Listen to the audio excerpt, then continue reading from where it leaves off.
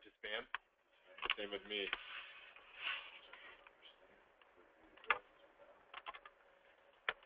I don't know if they all had Mitch Inglemoon's office or something.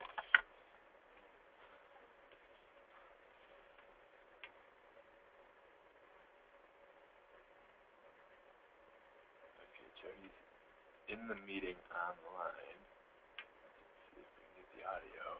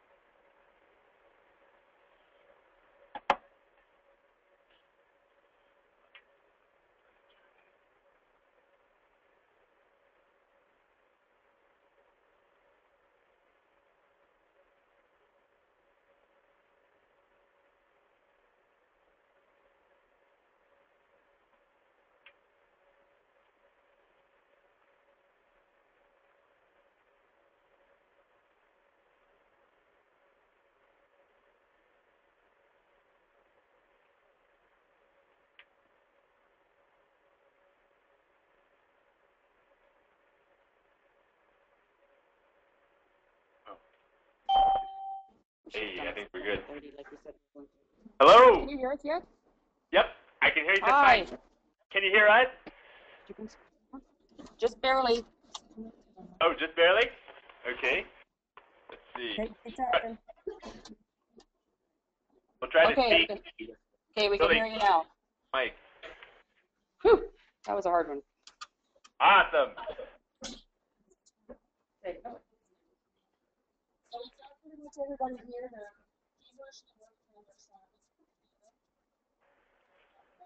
But you can kind of just take it from here, and we'll just open the floor up, and you guys can walk us through. I think. Oh, we still don't have projector. Hold on.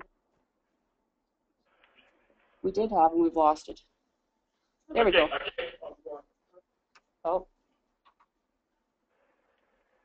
There we go. Now we're up and fully running. Yay. Wonderful. Jody, quick question. Some of the folks who are still working on the result exercise, filling those out right now? Yeah. Okay, and did you have easy access to the Dropbox? Yeah. Okay, wonderful, wonderful.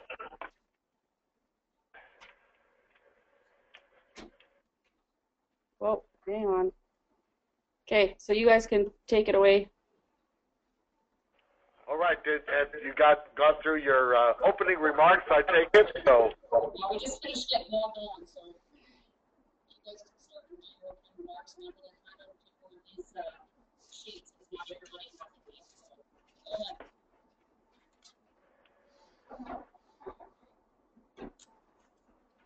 Are you still there? Yeah, we've lost a bad connection. We're getting a lot of reverberation, so wasn't sure if you were still talking or. No, you guys go ahead. Okay. Well, thanks for taking time this morning. We hope that we can do this efficiently so that we'll even leave a little earlier. I can get a lot of reverberation talk without getting concerned, and kind of let Jody and facilitate questions during this presentation. They can kind of this, and we want to make it as easy as possible that we can go through a couple things, and we really want to kind of introduce how we've got to this particular point very briefly. I know Jody has done a wonderful job in meeting with all of you to talk through how this process is working, we've come, and where we're headed.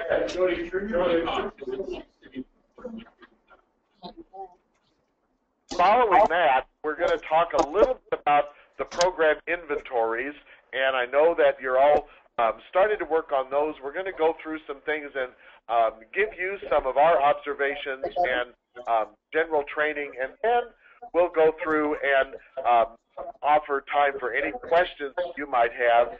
And once we've done that, we're going to launch into the final recommendation discussion so that we can get down to finalizing those definitions. We appreciate so much taking the time to go through those exercises. And I know several of you are finishing those now. Yes. We need to, can you try and reconnect, because you're cutting in and out. We can barely understand what's happening. The mic's off. It's off. Try that, Jody. Sounds good. Thanks. 1 second. We'll call right back in. Okay. No, the mic's off. No, because I'm talking to them. Well, yeah. The mic's off. Oh, on the mic on the PC. Yeah. Okay, where do I do that? Chris, where do I mute the mic? But then how are they going to hear us? They need to hear us because we're not connected through phone. We're only connected through this.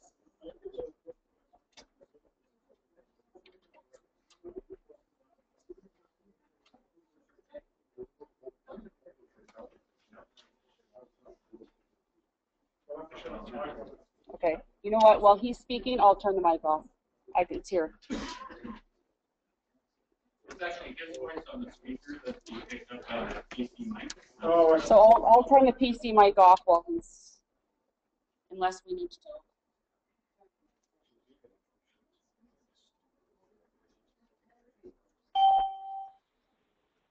All right, let's try this again. How is that, Jody? That's better. Okay. Well, we'll try one more time and see if that works. If it gets bad, just interrupt us again and we'll try plan C. But I'm not hearing the same reverberation that I was hearing before. It was pretty bad. So let's try this again.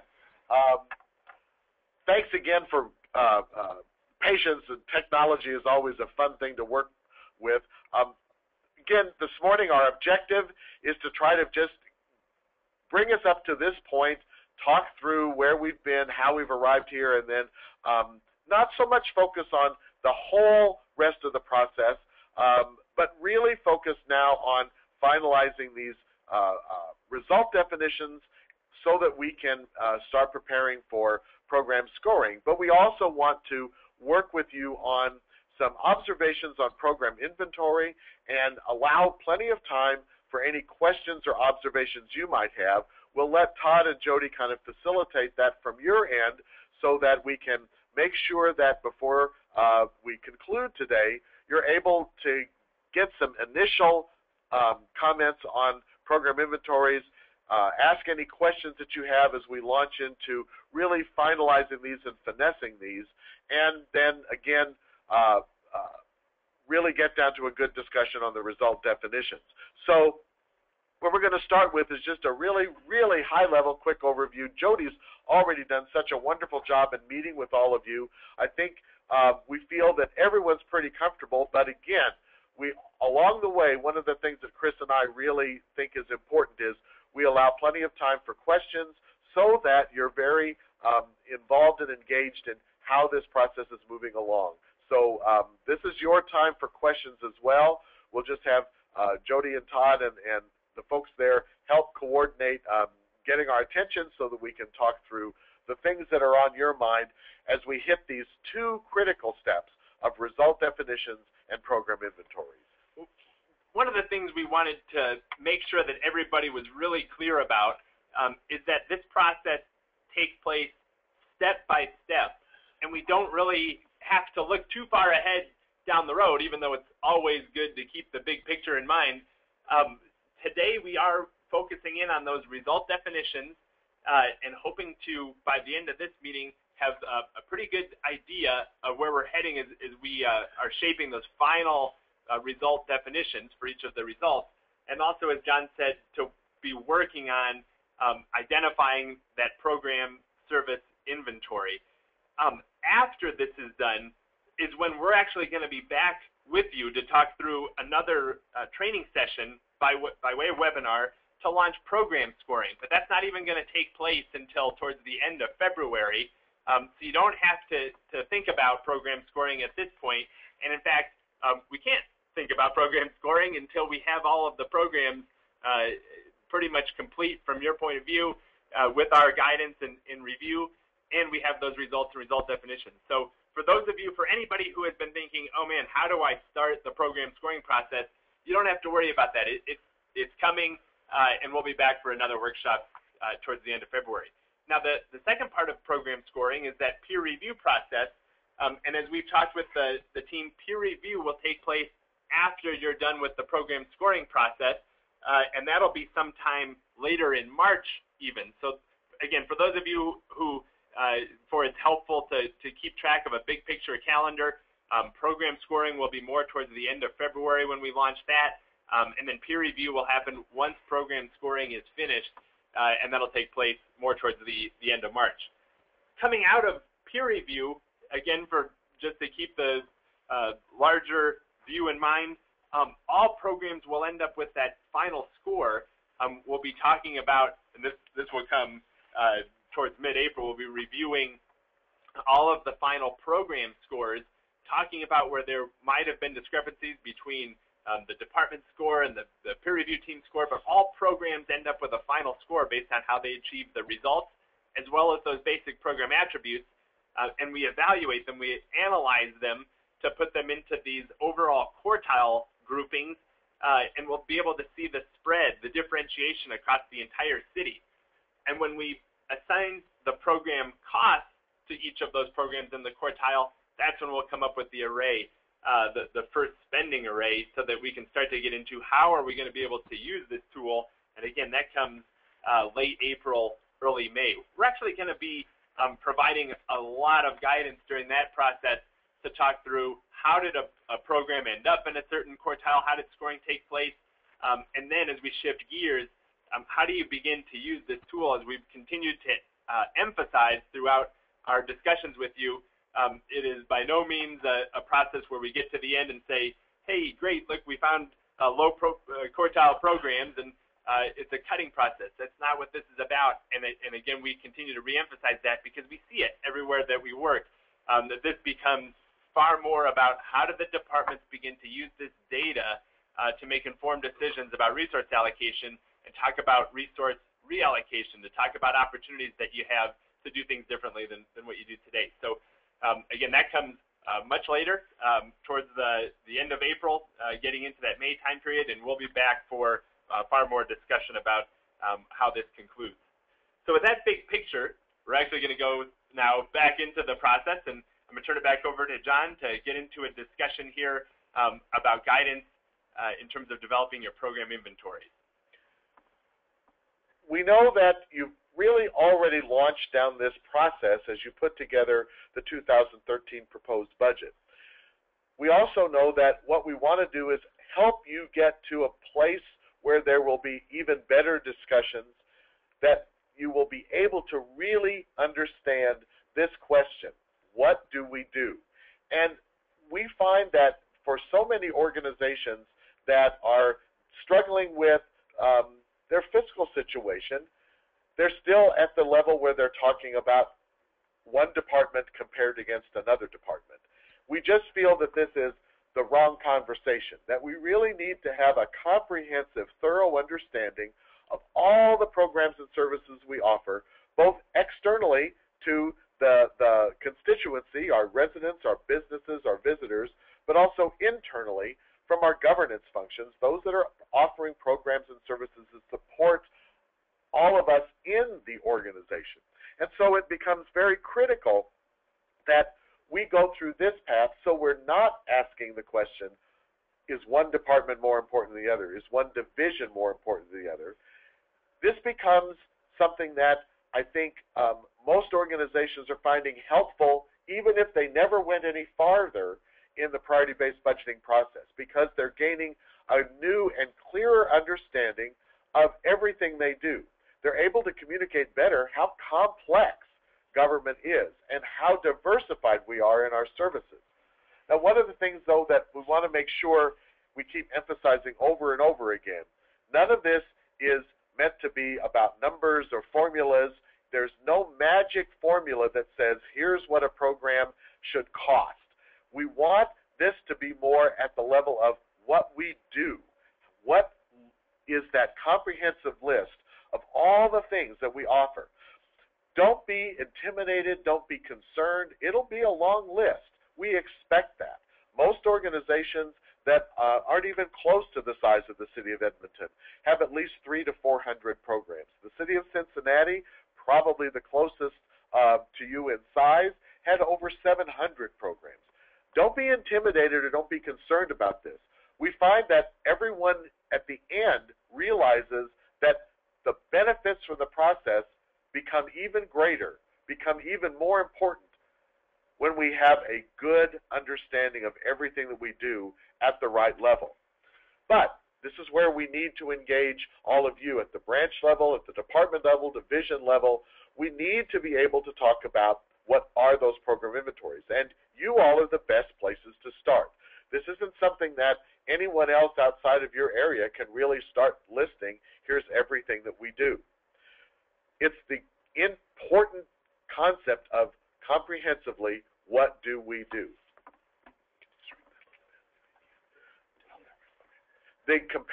What we're trying to do is really get that relative comparison. And value in this case truly means relevance, not anything more than how is it helping us achieve what we want. And so we really put this back down to Goldilocks and the Three Bears.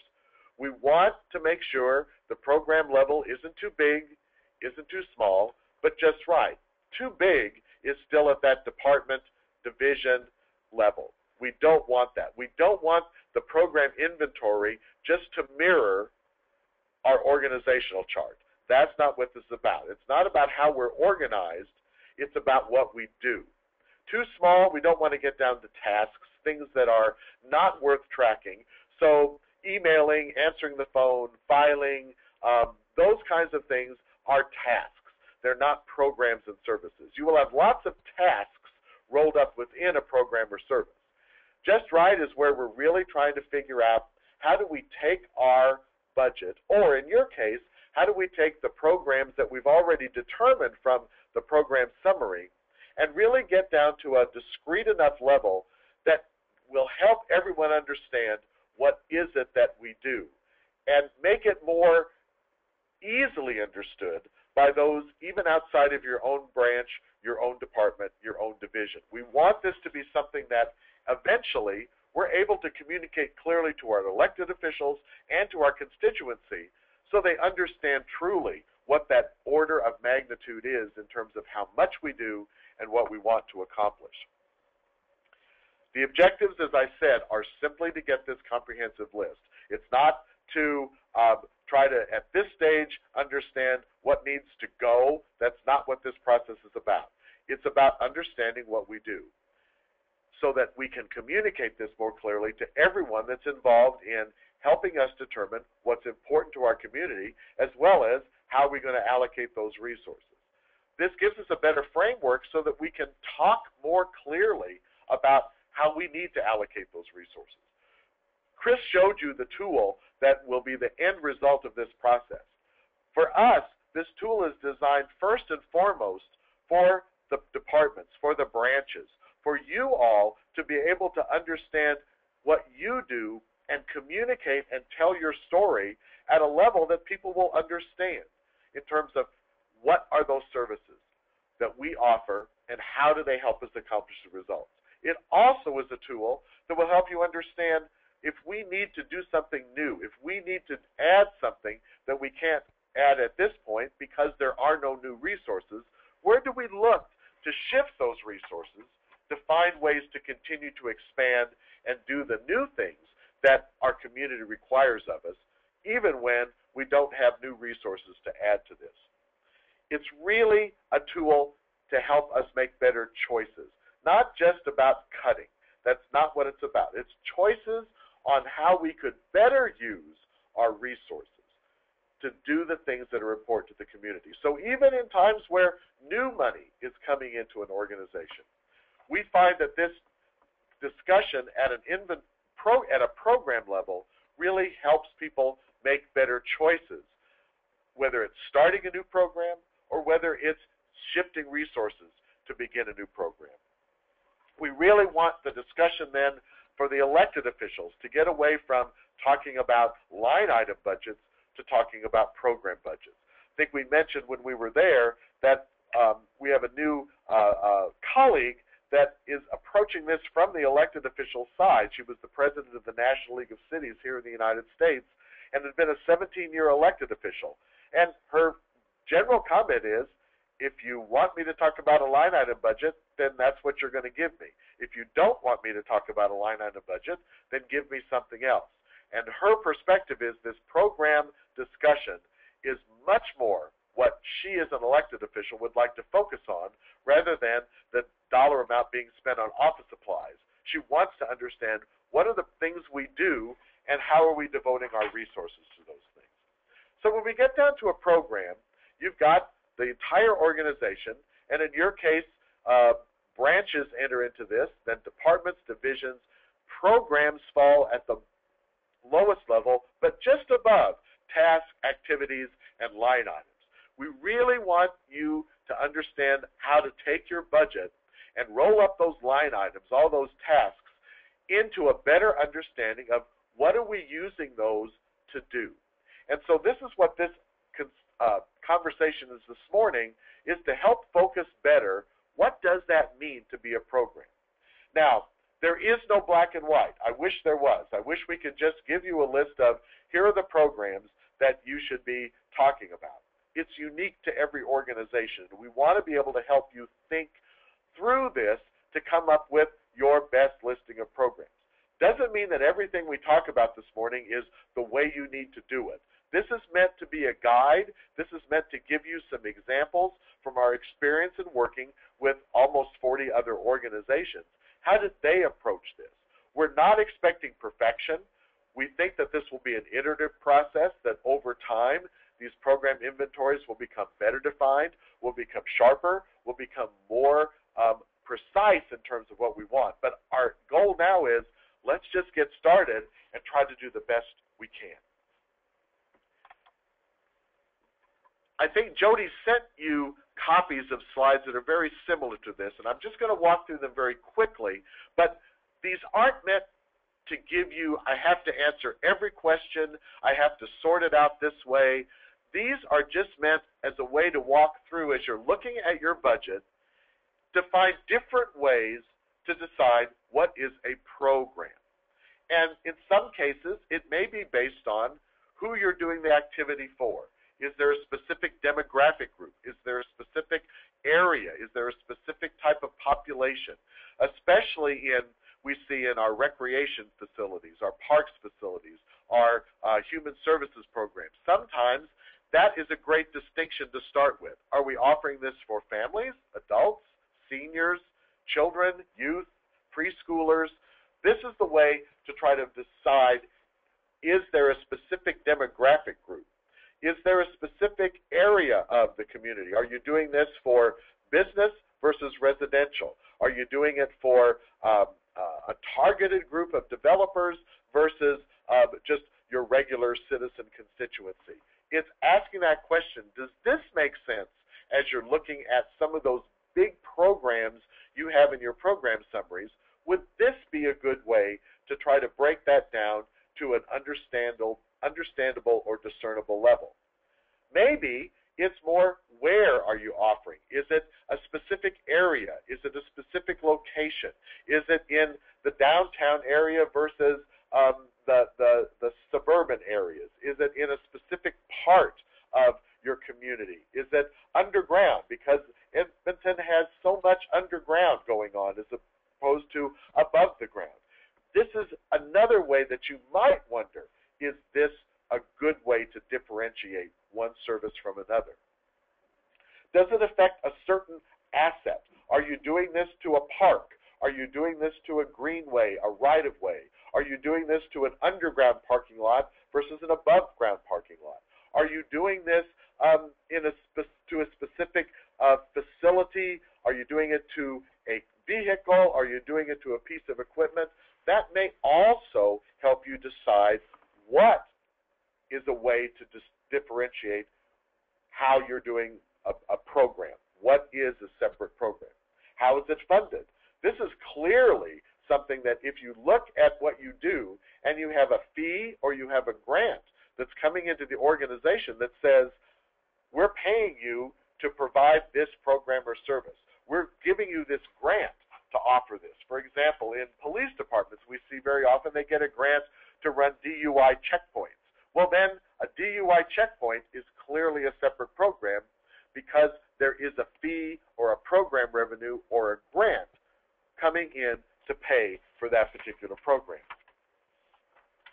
Is there an end product? Do you offer someone a permit? Do you offer someone permission?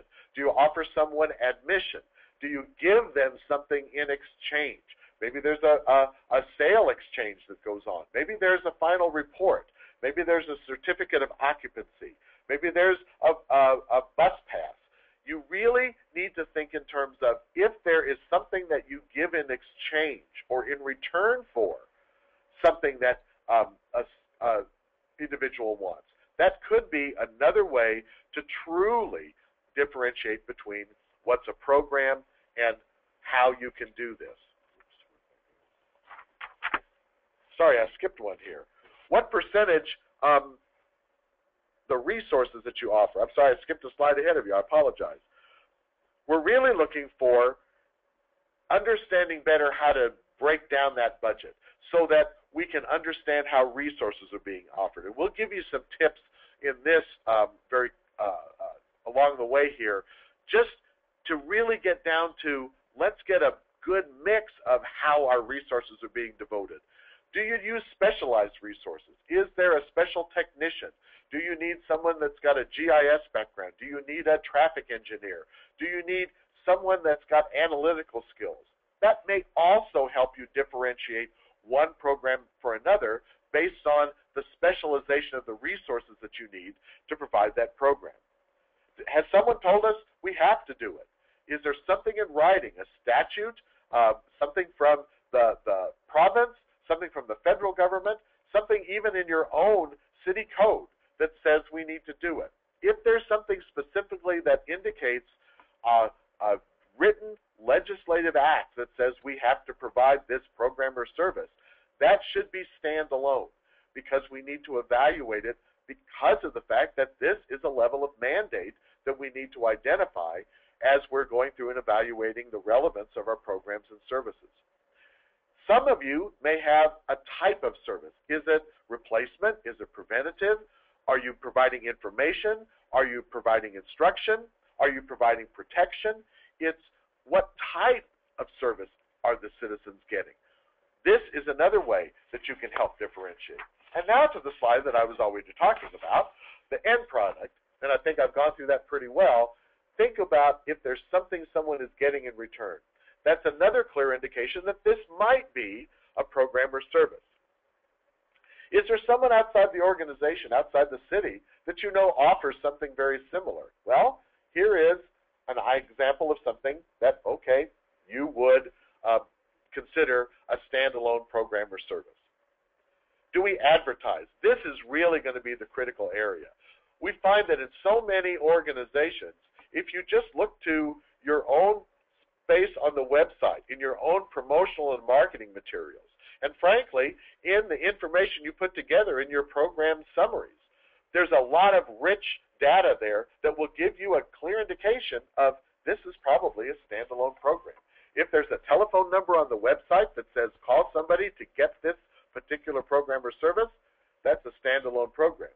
If you mention it in your marketing brochures, in your advertising, in a description of what your department does, probably a good indication that this needs to be pulled apart as a standalone program or service that you offer because you've already named it, you've called it out in the information that you're making public, saying that this is something that we do. As we look through those program summaries, what you put together in the 2013 budget, we really would caution that what is in the budget now, and I think Jody has been working very hard with you to start breaking that down. Those are probably a little too big. They're a great start. It's starting to isolate things very well, but I think we're still looking for another level down. As I read through many of the program summaries, in the descriptive data, in the performance measurement data, there's a lot of information that's telling me there are some standalone programs in here. So I would say this is the best place to start, and I think it's the place where, again, Jody and her staff are also helping you understand how to pull some of these apart. We need that next level of discretion as we're going through this analysis. But read through those program summaries. I did, and I could immediately take that high-level program and see how it can be broken down numerous ways so that we can get down to that better level of discretion and understanding everything that we do. Don't be afraid of breaking it down too far. As we go through this process and we provide you feedback, it's so much easier to say, nope, I think we could roll these up rather than continually trying to break them down. And we'll give you some rules of thumb, some guidelines to help you here in a little bit. But just make sure that you're really trying to see what your size of that program is so that we can have a better discussion. I think we've got a question coming in. It's not necessarily a question. I just wanted to let everybody know that the sheets that were emailed out that had the programs, that was what I decided to make based on what was in the program summaries. So I was able to go through and I just literally went through and looked for areas that looked like they could be programs. It is not meant to be that's the list. It's just a starting point. It's something for you guys to react to, but that's what I sent out. Okay? So for the internal services, I'm thinking we might need to see what the public-facing areas are doing first, because I might want to break down into, okay, we provide advice, bylaws, agreement for sustainable development. But that's too big. So how are they going to break down? Did you hear that, you guys? I did. We did not. It was pretty, and I think we're breaking. Can you repeat the question, Jody?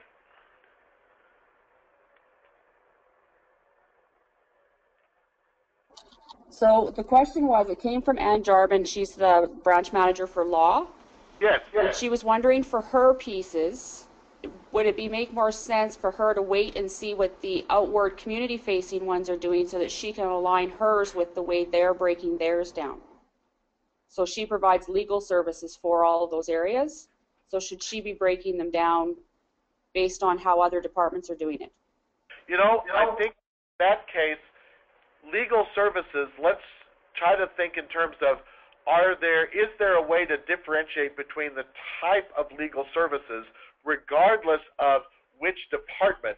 Is there contract review versus, say, some kind of a prosecution or just legal advice? I would say that start with to think in terms of based on what the law department does in providing assistance to those departments, is there a way to kind of say, what are the types of legal services we offer? Is it mainly advisory? Are we dealing with real estate? Are we dealing with more of the say, traffic law enforcement or doing legal research? That's the way I would start out, just to get a feel for what are the types of things that we're offering. If we had to give a menu, say I was in a law firm, I would list, here are the types of things I can offer. And certainly, once we have some of the information from the departments, that might be helpful. But I think the first place to start is really think in terms of what are the types of interactions, the types of law the types of assistance we're providing and see if that gets us a good starting place. Brian, go ahead. So for the programs that are funded entirely out of the capital budget, are there some areas where 90% of the branch budget is out of the capital program and there might be 10% of the operating? How do you manage that? Let's catch that one. Okay, would you repeat? Okay, so what he's asking is, that was Brian Latta from Transportation, so he's wanting to know where 90% of your budget is actually capital and 10% is operating. How would you go about breaking those types of programs down? And that's a great. As we go through the costing, this is truly an exercise where we're trying to determine what are the operating costs in our department as opposed to the capital costs. Now, certainly in a department that's heavily involved in the capital projects, there will be the cost of the construction, but we want to get down to what are those ongoing costs. And so in a department like that, there'll probably be some project management, there might be some design things, that those are services we offer regardless of which project it is. So we'll be eliminating specific project costs, but where there are ongoing costs incurred by the department for those things that are part of every project you do, then that would be something we would start wanting to consider to be a program. So it's really important that as we understand this exercise, we'll truly be pulling out the capital budget costs and looking only at what we call operating costs. In those departments where it's a little more of a gray area because you've got staff and they're certainly there every day of the week offering their services to various projects, it'll be kind of pulling apart what are the costs specific to a capital infrastructure project as opposed to those ongoing expenditures that we're going to budget the same every year. So I hope that's going to help as we determine what, for an operating cost, are the things that we do programmatically for every project, and that's why we have the staff there. My thought is you probably don't have a lot of people employed that are actually doing the construction. They may be doing some of the minor maintenance, which we want to list, but capital dollars in terms of the big projects, those infrastructure projects that would be part of your capital budget, will be pulled out of this analysis because we're really trying to get to what are the ongoing costs of the City of Edmonton and what are those one-time capital or one-time costs, and those will be something that eventually we'll be able to run through a similar process. But we're really trying to get down to just what are your annual operating costs for your particular department. So I hope that kind of helps in terms of differentiating a department that does have a lot of capital. We'll probably be focusing only on that portion of the budget that's really their ongoing operational related costs. Okay, we got one more question here. So, John, as you say that, that would mean that areas where we actually allocate 100% of the costs or very close to them wouldn't be included in this exercise? Does it get allocated to capital for the most part, all program management, design work, all those elements get allocated to capital 100%? Were you able to catch that? It's pretty fuzzy, so if you just repeat them, Jody, that would be helpful. Okay, so what he's asking, that was Todd. So what he's asking is, would we not include them if pretty much 100% of their costs end up getting allocated towards capital, correct? That summarizes it neatly.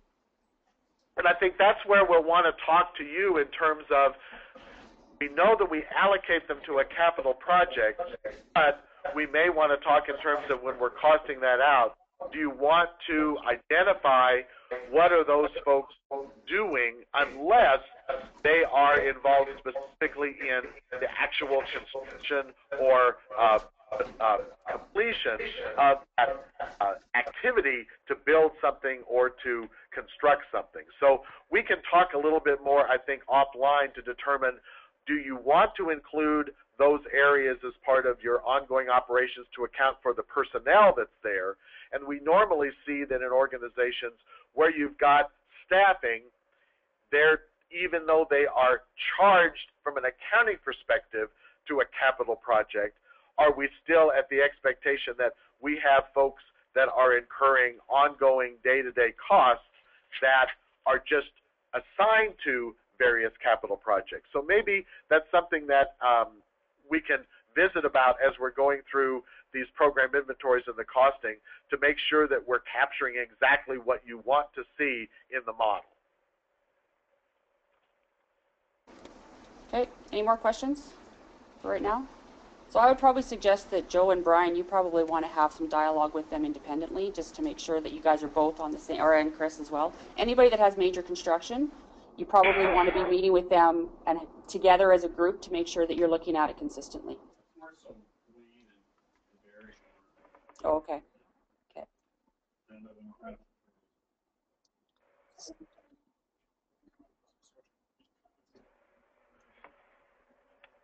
Okay, so we'll move on.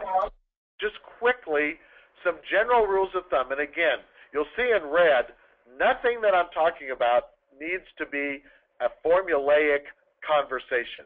We're truly here just giving you some ideas, some ways to think about this, but there is no right or wrong, black or white way to approach this. So what we're trying to do is come up with a way that'll give you a feeling for how would we start breaking up these large programs. And looking at those, I'm thinking that if you start with something that says, well, as we're looking at these programs, does that represent about, say, less than 15% of the total cost of this program as it currently exists? Well, that might be a good starting place, especially for some of those smaller programs that you've already listed in the summary. This might get down to at least a good starting place to see what does that look like. For larger departments where it's in the 10 to 20 million or over, it may be that you want to look at more of an 8 to 10% factor to see, okay, how do we, what does this breakdown look like? We're really trying to get down to a nice level, and so that's where I offer in the next bullet point. If when you do these percentages, you're getting down to one single program is 500,000 or less, that might be, and I caution, might be a good number to start looking at. Or if the number of FTE perhaps is 5 or less, that's maybe a nicer bite-sized chunk than if we've got a program that costs $5 million. Now, I know that we haven't really thought about our services at that level. We're trying to see how far can we get without getting down to, certainly in an organization your size, if that program is $50,000, it's not worth tracking. It's not worth talking about. It may be even in a budget that's very large, a program that's $100,000 is not worth the conversation. In a city that has a smaller budget, $100,000 is a good part of that budget. We're just trying to figure out how to get down to a little more discrete level. And so these are just guidelines. Don't just go and apply, oh, John said we need to get everything down to 15%.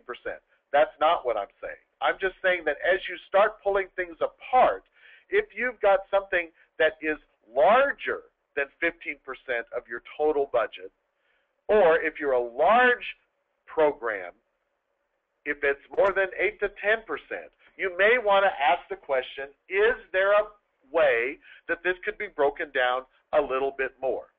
If the answer to that question after you've given it some thought is no, this seems to be just about the right level, I really don't think there's a way to break it out any farther, that may be the right answer to the question. We're just challenging you as you're going through and breaking down each of these programs from the proposed budget. You're thinking in terms of where do I stop asking the question? And this is just to give you a framework for maybe once you get down to this level, you're probably getting closer to what we hope is going to be that discrete level of programs or services. So please listen to some of the things that I know Jody has already offered some comments. They're great. I've read through them. She's really giving you the right guidance. These are places that we will also look. And just as a clue, we'll probably ask the question based on some of these rules of thumb, is there a way to get a bit more discreet? Doesn't mean that the answer has to be yes.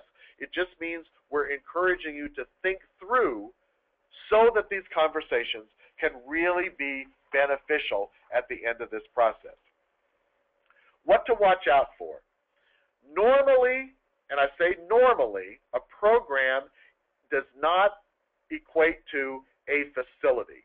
So when you're talking about, well, for example, we offer a zoo or a golf course or a recreation center, those are probably not a program. Those are the facility. Now, within that facility, you offer some programs or services. And we'll talk a little bit more about this in a little bit. We run into this a lot with an airport. Some people will say we do an airport. Well, there's a lot of individual things within that airport that we offer. If it's a very small airport, it's not going to be a lot. If it's a large airport, we don't want to just confuse everybody with the idea that we're offering a facility. So the first rule of thumb is if the program you've come up with is the name of a facility or represents a facility or a group of facilities, we might encourage you to start thinking, what do we do at these facilities? You know, that's there may be the main function, but there may be some other things within the facilities that help us break down. And again, this is going to be looking at that cost factor when we start devoting the resources, just to pull it apart a little bit more. That's one rule of thumb. If the name of your program is the same as a line item in your budget, like equipment maintenance, utilities, travel and training, this probably is not a program either. Line items are meant to support programs. So in the case of utilities, we'd want to say that's not a standalone program. What are the things that those utilities provide? What programs do the utilities support?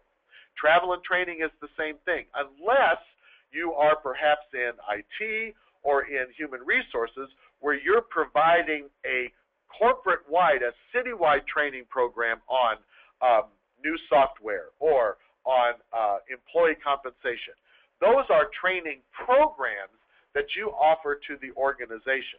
What we're talking about is professional development, where you're out sending folks to get training, to get new ideas. We really want to break down more what are the programs that travel and training is supporting. So again, think clearly, equipment maintenance, what is the equipment you're maintaining to support those programs? You're really not just doing equipment maintenance as a program.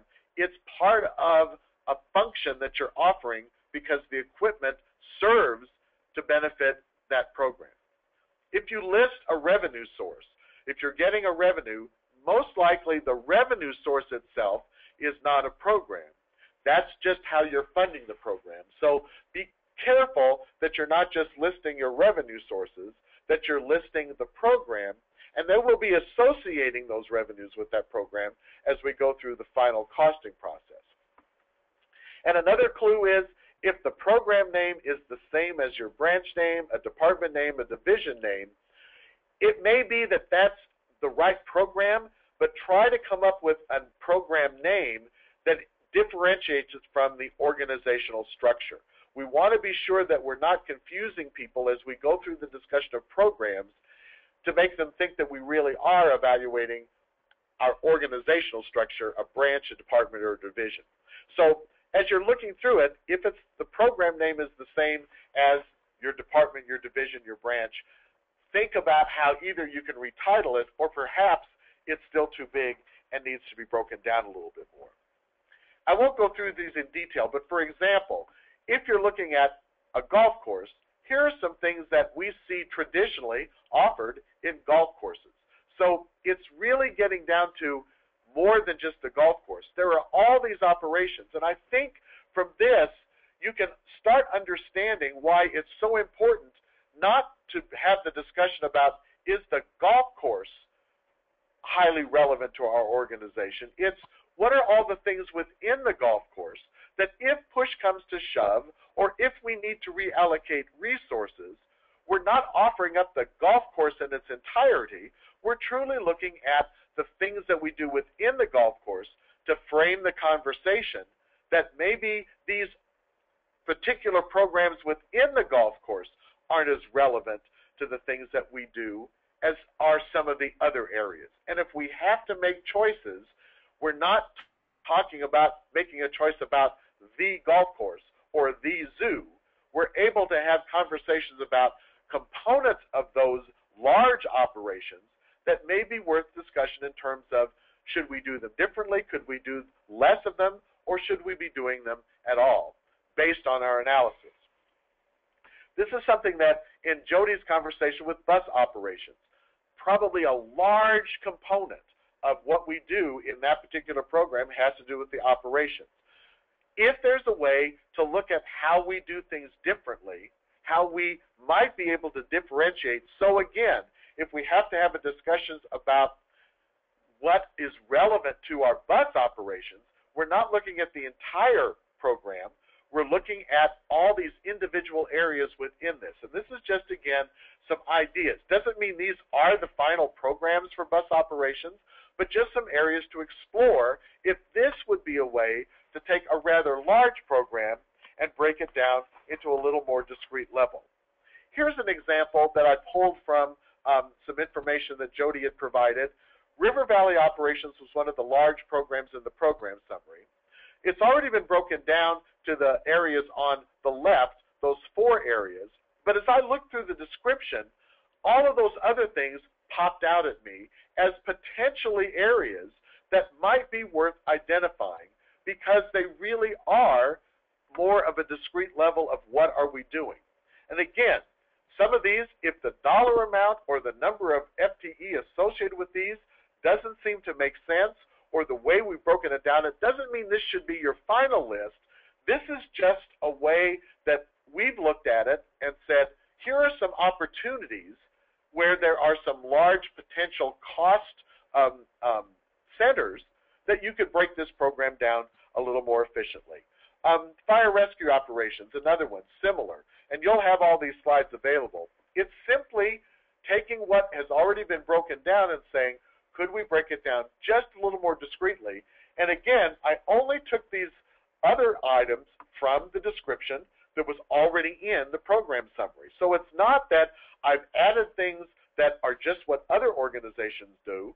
This is what I've seen in some of the verbiage. Now again, I've highlighted equipment repair and maintenance from the standpoint of, we would encourage you, how does that repair and maintenance of equipment affect those items on the other side in terms of fire suppression or emergency response? That's really where we want to get into the costing to see how that equipment is associated with the real programs. Question. Okay? Question? Okay. Yeah, can you go back to the slide on Fox operations? Can you go back to the slide on parks operations? This one? Nope, back. That one. Okay. I'm not in Fox, just go. Nope. No, go forward one. Go back to the parks one, the River Valley one. That one. Stay there. Okay. I'm not in River Valley operations. This is what happens with River Valley operations.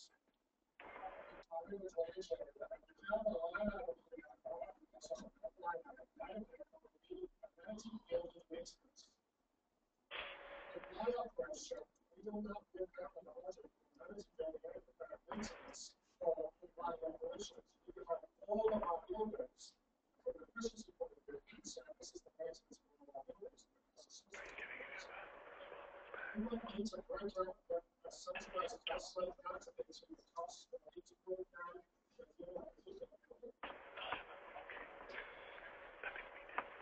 Were you able to catch that? I'm sorry, Jody, we weren't. Okay, so what he's asking is he said that, so Chris is from drainage area, so he's not Okay. necessarily from parks, but he's wanting to understand, so for the amenity buildings, those are centralized costs. So do we want to break down the centralized costs for each of the various programs, or was it just because it said amenity buildings in that program write-up, that's what we pulled? I think it's the latter, Chris. I think it's like amenity buildings was listed in the program description, so that's why it got pulled out there. But if that's not the case, like in the River Valley operations write-up, they talked about maintaining amenity buildings. So that's why it got pulled out into this. If they don't, if River Valley operations, which is okay.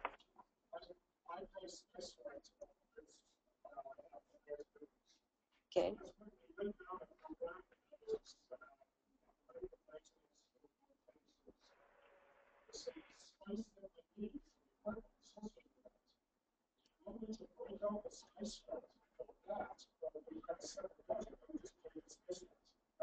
Your space rent, and correct me if I'm wrong, you guys, if you have space rent, you would allocate that to the program in which you are using that space for. Exactly. That's a revenue. It's an allocation, Chris. It's doing a best estimate.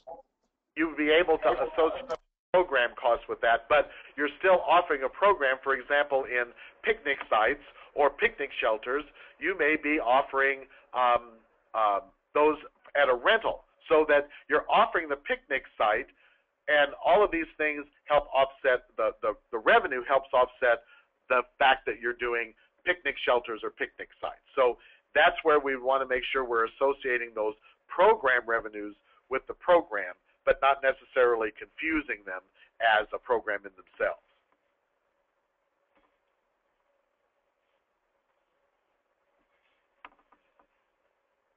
We got another question. Question on that. I'm still struggling with how granular we should be getting with this exercise. So you've used some of my examples as the rec facility guy. And we have basically sort of 15 kinds of facilities that we're responsible for. And if I kind of do some math, if I'm getting up to, probably 200 programs within my own branch, and that sounds like it's too big. So he's talking about how he's struggling with the amount of granularity that we're going down to, because the examples they're using are Rob's, and he's thinking they're going to be up over 200 programs, and he's feeling like that's maybe too many. And that might be it. We want to get down to, here are the things that I saw, now let's evaluate the costs or the resources devoted to it. So for example, the outdoor ice skating, well, if that's not a large dollar amount in your budget, if that's minor, well, maybe that needs to be combined with some other area that makes sense. But again, I think I read that there were multiple ice skating facilities. We don't need to have each facility identified separately. We'd really want to talk about one of the programs that you offer is outdoor ice skating. And I think that you can see, if we're evaluating it, this might be different than, for example, a dog park. Evaluating as we go through the relevance of a program, the ice skating rink is truly something different than a dog park. Now, when you're in parks and rec areas, we know that you do have the tendency to have lots of things. So the first thing is, if you offer the program in multiple facilities, each of those facilities doesn't have to have the separate program. So I'll use the example of ice skating rinks. If there's 4 or 5, you don't need to have 5 ice skating rink programs, just one. It's just that you offer it in multiple facilities.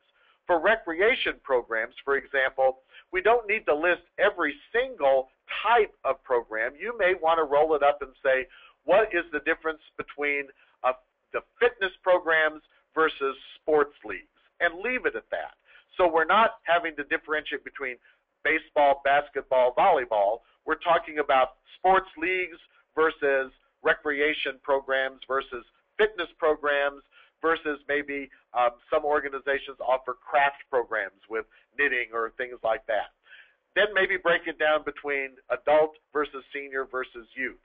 We'll do everything we can as you go through this to try to make sure we're getting it down to the right level. So in a lot of cases, even if you list all those programs and say, well, we've got a list of 200, we'll also be helping you decide how could we roll these up and especially when we get down to the associated costs.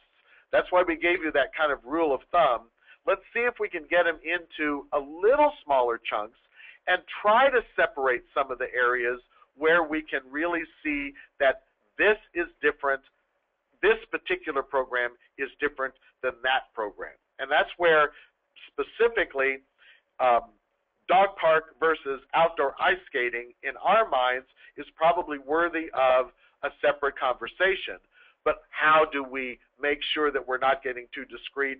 Let's start with separating those and see where we end up, because we'll always be able to roll up. We just want you to be thinking in terms of these are truly two different types of things we offer, and we want to have the right level of discussion. So again, don't be too afraid, but think in terms of especially, and again, we encourage this in Parks and Rec over every place else. There are a lot of similarities because you offer the same thing in different locations.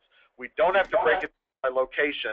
We only need to break it down by the type of thing, a program that you're offering. So I hope that helps a little bit. So another question that I have is, if you're talking swimming, for example, you can have swimming in a smaller pool where it's maybe not as effective or maybe not used as much versus in the larger community centers that we have now. How do you differentiate between that? Because swimming isn't necessarily swimming. I'm thinking Stone Pool, for example. So we have one swimming pool that's heavily underutilized, and we have other ones that are new and very utilized. How do you break those two down? Because not all swimming is created equal.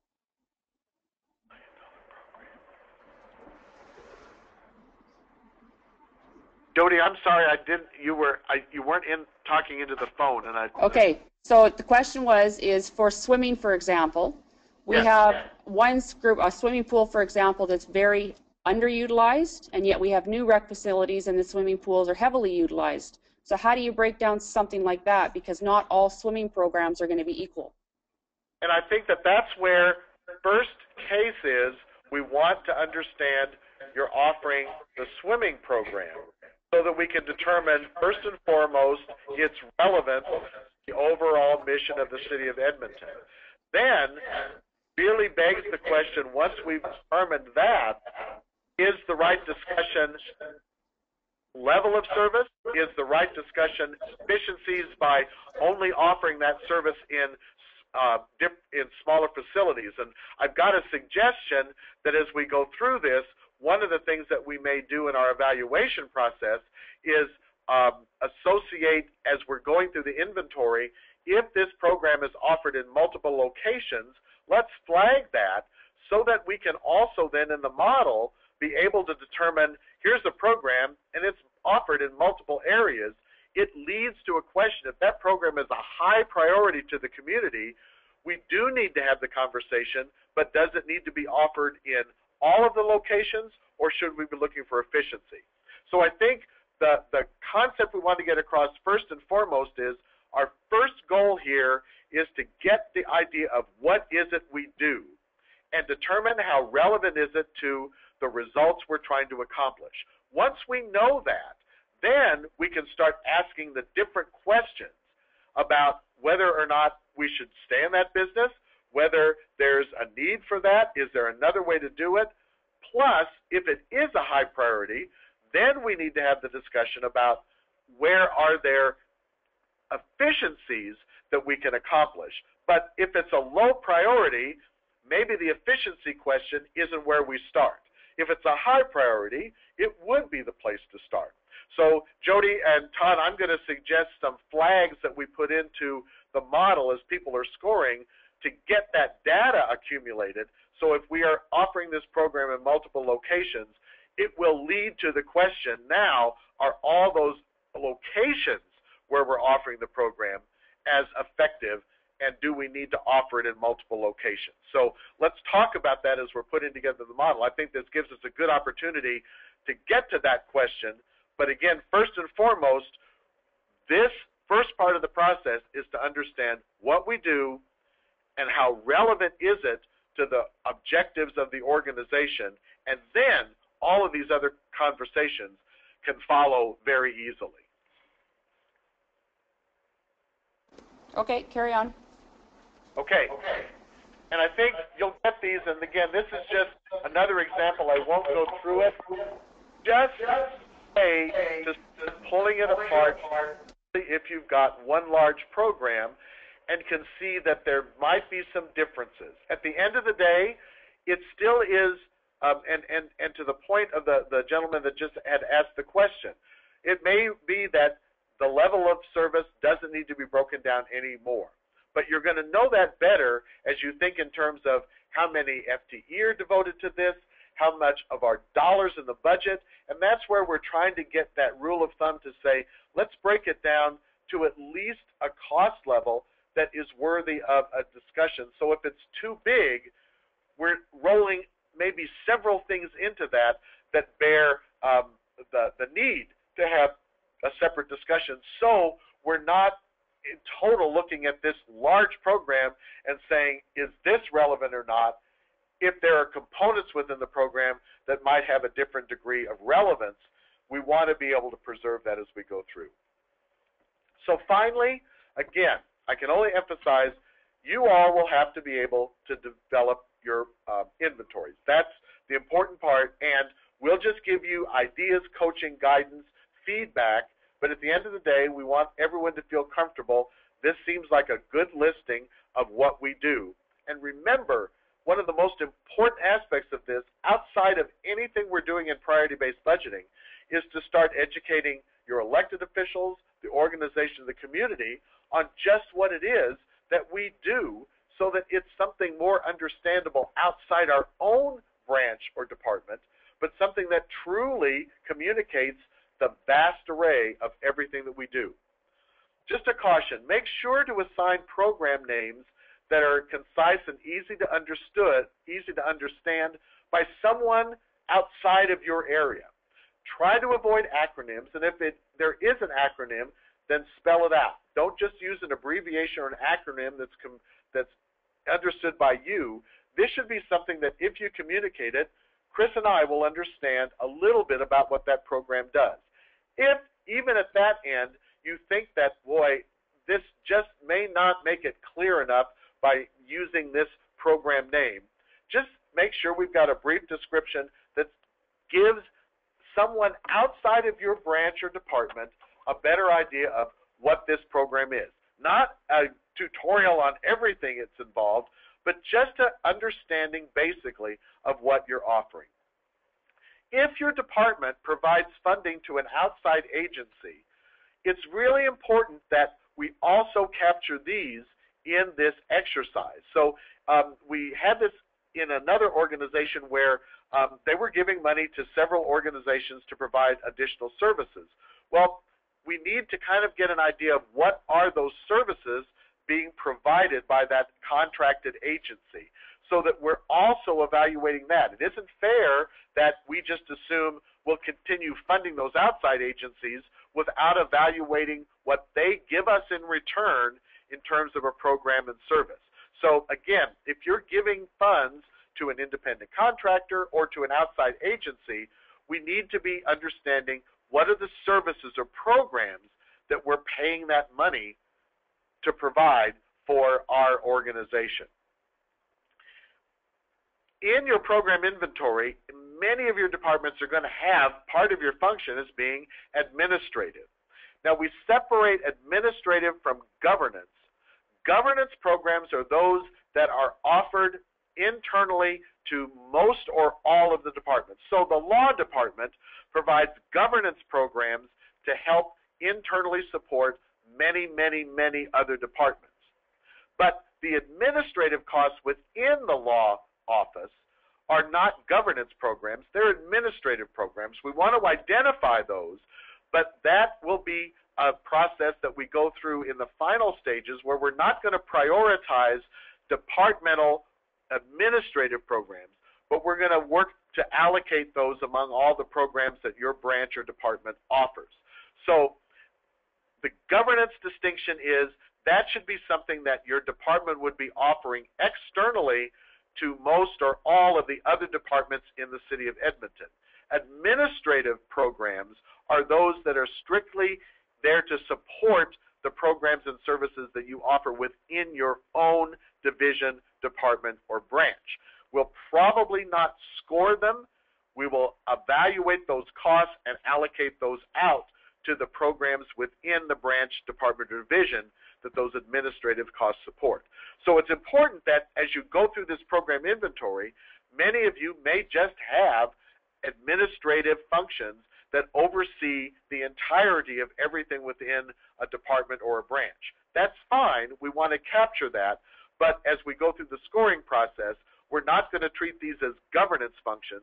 They're internal administrative functions that we want to capture, but we'll treat them a little differently than, again, our distinction between a governance function that actually does get offered to other departments outside of your own.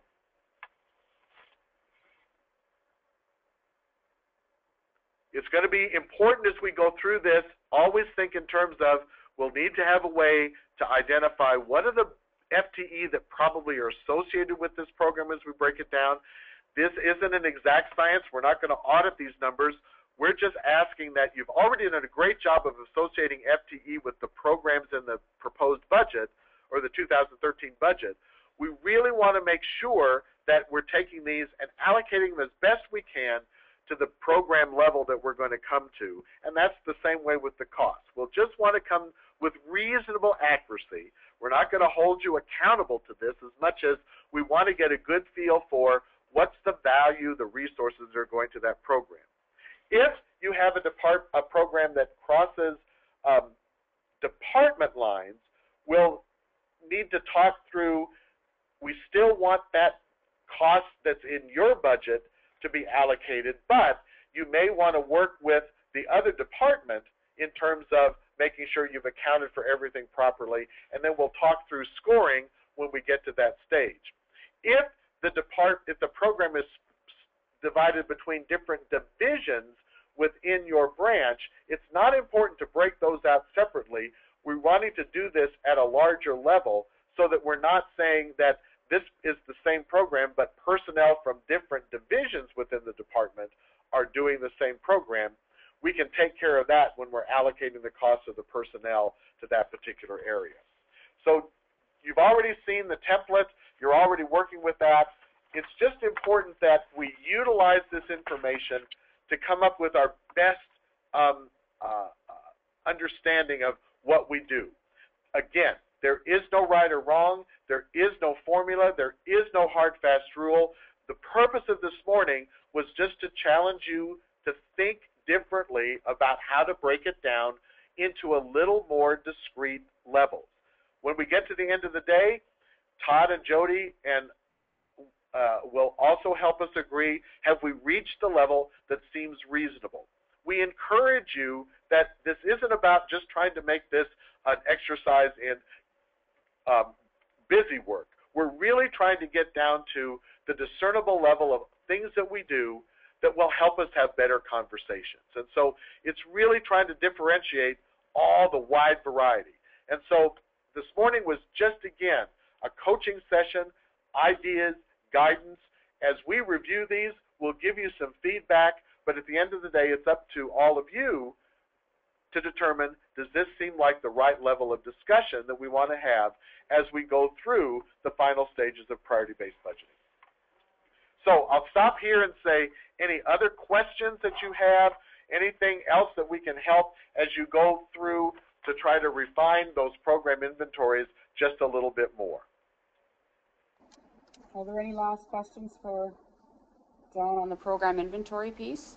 So what we're going to do with that is we will draft up, we're going to get some office hour times from Chris and John so that when you start working on your program inventory here right away, you'll know kind of when they're available to take your calls. We'll give you their contact information so that you can maybe set up a time so that you can work with them as you're going through your program inventories and have some further discussion. So that'll be coming out either later today or tomorrow. I'll send you out all of that information. But I did talk to them the other day, and they're going to set up some kind of office hours that you can call in and chat with them while you're going through this exercise. So that information will be coming out in the next day or two.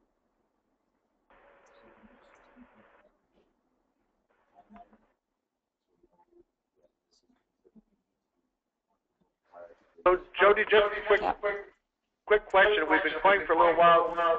would you want to take a quick 5-minute break, or do we want to keep moving through to the next section of the conversation this morning? We'll take a 5-minute break. That sounds good. Okay, we'll join you back in a minute. Okay, thanks.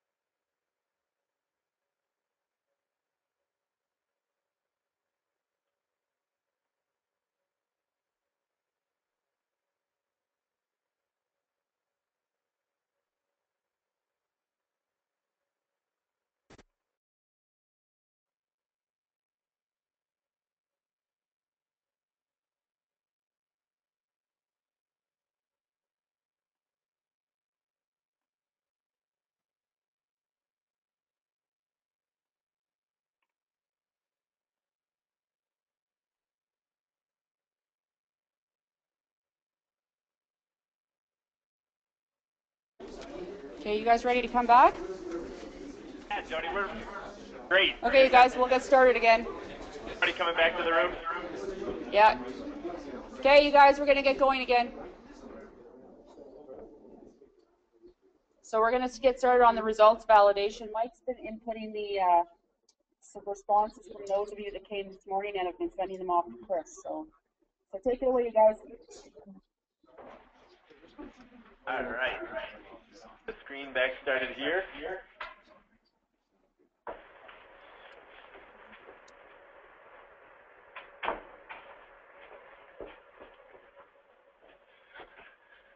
One second. Show screen, okay. Can you guys, is that showing up, Jody?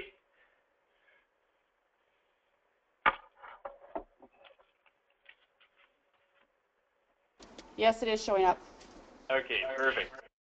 So we're going to get into the results validation component of the discussion. And we wanted to connect the dots for you on how you ended up with the exercise. We had a starting place with results, or maybe I should say that differently. You all had done far more work than most organizations we work with in terms of developing what we call a comprehensive set of results and actually going further in the work to help define what those results actually mean. Typically, when we start work in an organization, they might have some of the work complete. They've identified some of the results. We felt strongly that wasn't the case where you were, and we conducted part of that review as we took a look at some of your strategic documents. Your strategic plan was the guiding document for a lot of this work. Jody and Todd took a first crack at going forward and trying to identify from that strategic plan work what were the results, and then we had a lot of review as well to try and take some of those elements of your result definitions and really try to provide even a little more clarity around what they actually meant. If you remember, in the opening discussion, as you go through the process, we not only need to understand clearly what are those results that the programs are going to be measured against, but what do they specifically mean? And when we were there last in November, we were describing the result map process, which is a technique to thoroughly describe all of the different ways that a particular result is achieved. And that's our goal in this work, is to make sure that we end up with a very clear and complete understanding of all of the ways that any and all of your results are accomplished. Let me say it another way. It's not effective for the priority-based budgeting process if we had any of your results that were narrowly defined. What happens if the result is narrowly defined is that you all, as you're talking about your programs and how they influence these results, don't have a clear idea of how to do that. We need complete, thorough definitions, and that was really the point of our work coming up with this first draft of result definitions that you saw. So a little bit about the exercise that you went through. What we're trying to do in this exercise is a couple of things. And thank you, first of all, for going through it so quickly. We know that there wasn't a lot of time for you to spend thinking this through. Believe it or not, part of that's intentional. We want everybody to have a experience or some exposure to these result definitions, and then very quickly give us an understanding, are these relevant? Are they valid as we talk about defining the result? And by going through this exercise, we were able to get some great feedback in terms of what we needed to understand. So the $500 exercise, what you did is you took not a starting budget amount, but essentially 500 votes or 500 points. I'm sure many of you have been through a similar exercise before. And we asked you to place that $500 of these 500 points into the result definition areas, giving us an understanding which ones are actually the most valid, the most relevant to achieve or accomplish, and then differentiate in your spending of that $500 from those result definitions that you just thought were less important overall or less relevant. Now, a key to this exercise was that if you put $0 in any of the results definition areas, and we try to be very clear about this, what you're instructing us to do is that, from your opinion, the city of Edmonton should not be providing any services that accomplish that particular result definition. That's what it meant to put $0 in any area. You're saying if we currently provide services that are accomplishing that, we ought to be thinking about getting out of it because it's not the role of the city of Edmonton. It's not our role as a local government and as a service provider. So that's how the exercise is intended to work. What we've been doing is gathering all of the feedback from all of your responses and summarizing it at a high level. And what we want to start to do is go through the summarization, how you've responded, everybody's input, and report to you a little bit. Starting with, actually we're going to do one of the easier ones is effective mobility. It kind of jumped out. It was a very simple, easy to understand result. And I'm just going to flip to, okay, here is the chart for effective mobility. Now, I'm sure everybody in the room is squinting their eyes right now. I'm going to use the cursor to walk through what you're seeing up here on the screen and then start to talk through how do we interpret this information. Okay, so over here, we have each of the result definitions that were included in the exercise for effective mobility. So just to read them, when the city of Edmonton, and I'll start with this one, provides a variety of safe, accessible, affordable, and reliable public transportation options that meet the needs of the community, then you achieve the result of effective mobility. When the city of Edmonton offers accessible, well-planned, and connected mobility alternatives for cyclists and pedestrians that encourage energy conservation and enhanced commuting options, that's another way that you're achieving effective mobility. This third one, when the city of Edmonton designs, constructs, maintains, and continually invests in a traffic network that eases congestion, improves traffic flow, and meets capacity needs to enhance safe travel, that's how you're achieving effective mobility. And then just two more. When the city of Edmonton ensures the efficient flow of commerce throughout the city and provides accessibility to regional transit, including rail, airport, and highways, that's another way you achieve effective mobility.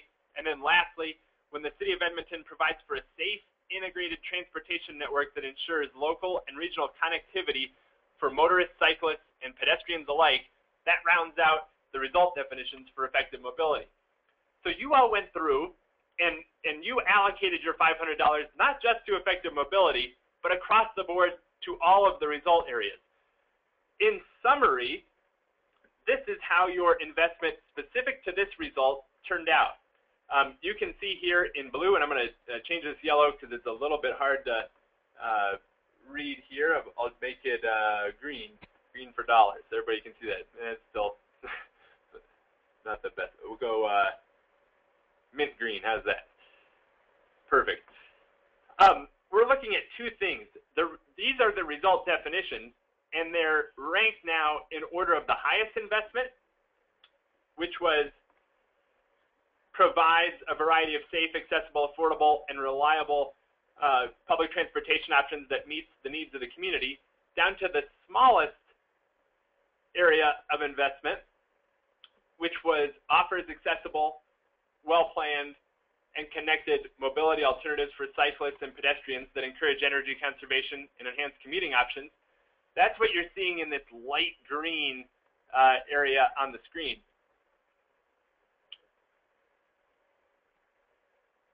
I can expand this a little bit so you guys can see this.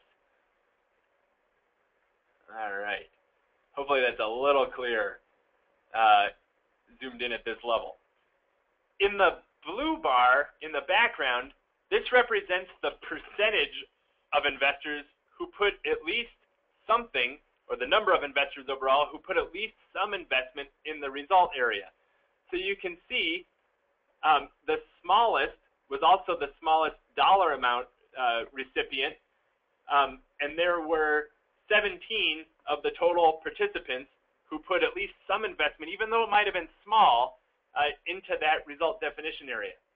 Now, as this is the first one that we're going through, and the rest of the results are going to be, you're going to get used to this pattern a little bit. The smallest percentage of you who put at least some amount of money into this result definition came out to 74%. That means of everybody who participated, 74% of you put at least some investment into that result definition. That to us is very good. It indicates a high degree of support for that particular result definition. When we get concerned or when we want to raise issue, we're looking for result definitions that have somewhere around 50% or less, and that's when we really want to raise or open up the discussion, open up the floor to say, hey, there appears to be a real disconnect, or at least there's starting to be a disconnect. Less than 50% of you support this particular result definition.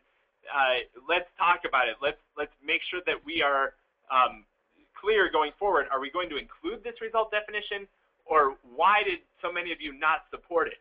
For this particular result, we just aren't seeing that. We see strong support, 74% for the lowest, and then all the way up to 91% of you supporting designs, constructs, maintains, and continually invests in a traffic network that eases congestion, improves traffic flow, and meets capacity needs to enhance safe travel.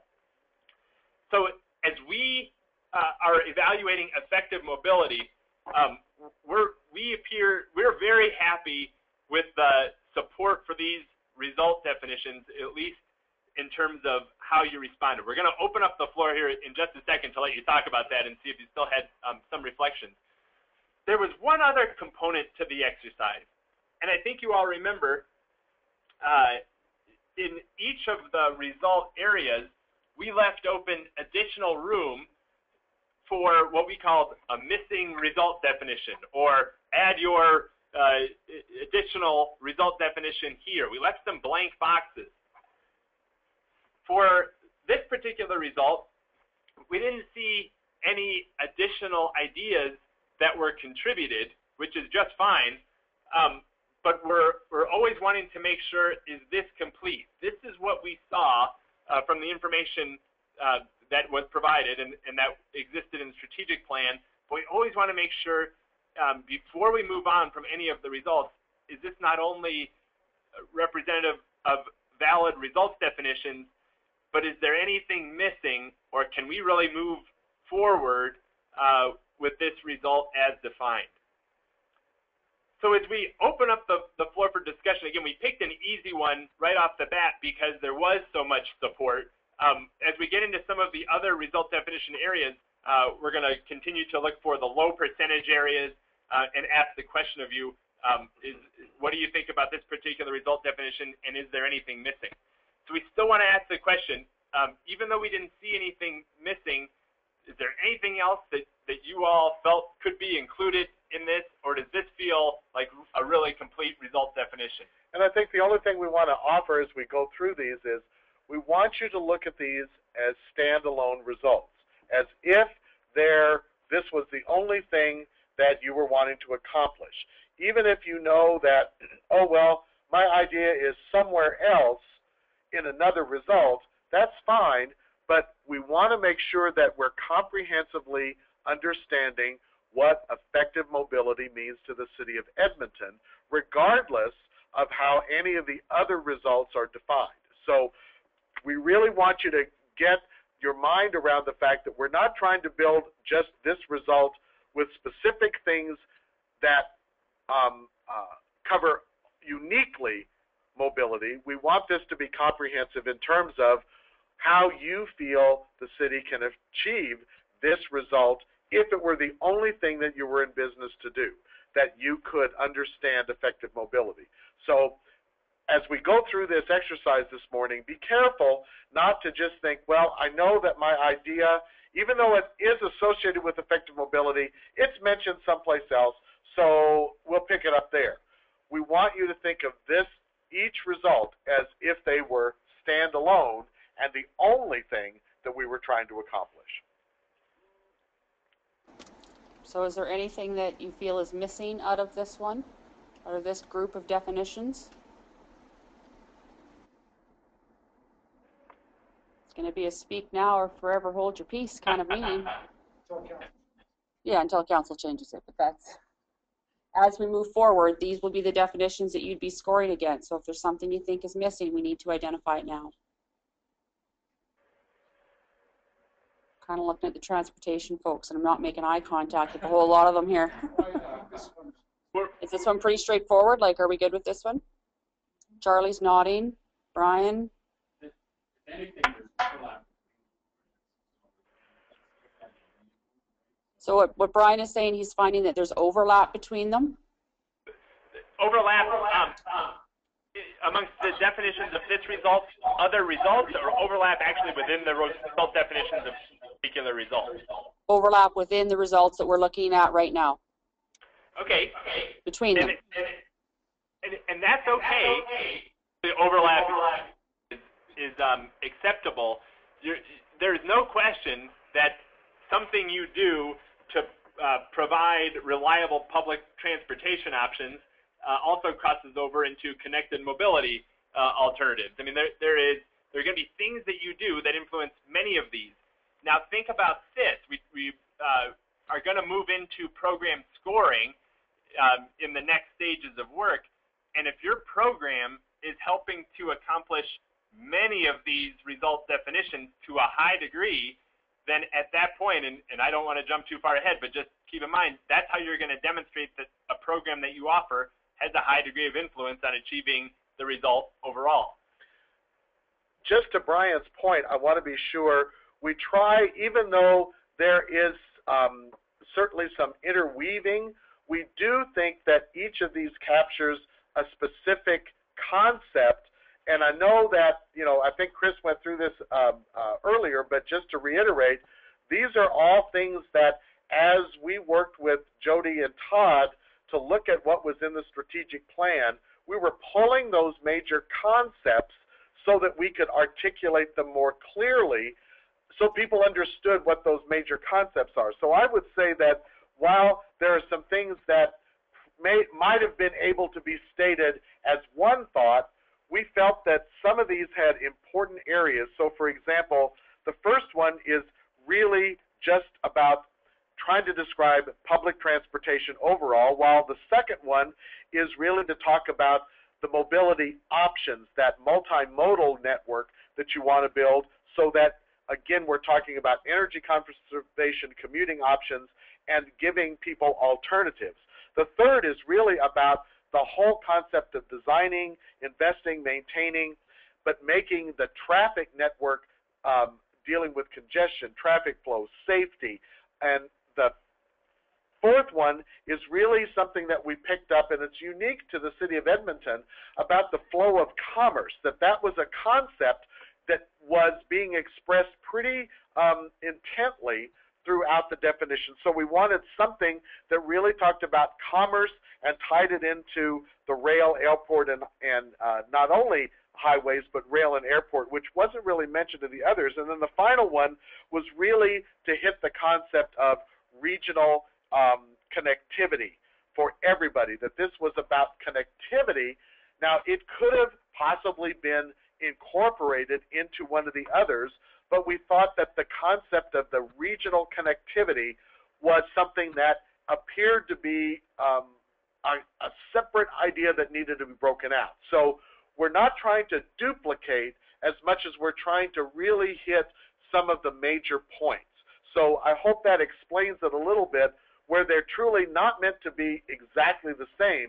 There is some overlap, but the intention was to try to pick up some of the key elements that we could see, and that Jody and her staff did a great job of doing some preliminary work. We just finessed it to get those major concepts out of the strategic plan, so it was clear to everybody these are the big points we're trying to emphasize in terms of our ability to achieve this result to the best of our ability. more questions on these? Yeah.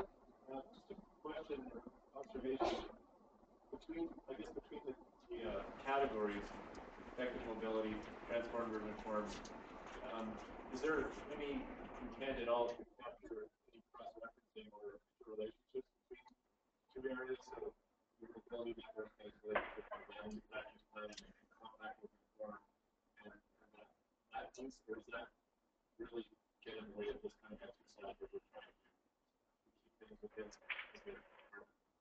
So the question was, is there any intent to try and link the different types or the different results, such as transforming Edmonton's urban form and mobility? So to try and demonstrate the links and the reliances on each other? There is, I wouldn't say that it's specifically to do that, but as we go through and look at these as standalone, we are certainly going to see those links. So that's a hard question because the links are there.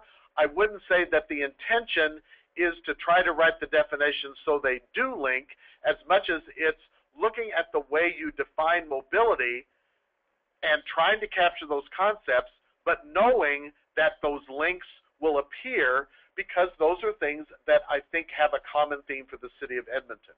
I can show a real quick example when we're doing this in a much smaller community. One of the links that seemed to appear in multiple results was the fact that they had a lot of flooding and groundwater issues and sewer backups that were a problem to the community. And so in all of their results, whether it was safety, economic vitality, stewardship of the environment, those links appeared, not because we were deliberately trying to make them, but because it was obvious that was something that was important to that community. So I think that's a long way of answering. You'll see the links. I don't think it was intentional that we tried to find them and make them happen as much as we pulled them out of your descriptions, and I think they naturally appear because those are things that are truly rising to the top in terms of why, what is relevant to the community. Okay, anything else? Yeah, Heather? Just a matter of process. Remind me, did you say that council was going to approve these results or they couldn't put forward? Todd? No.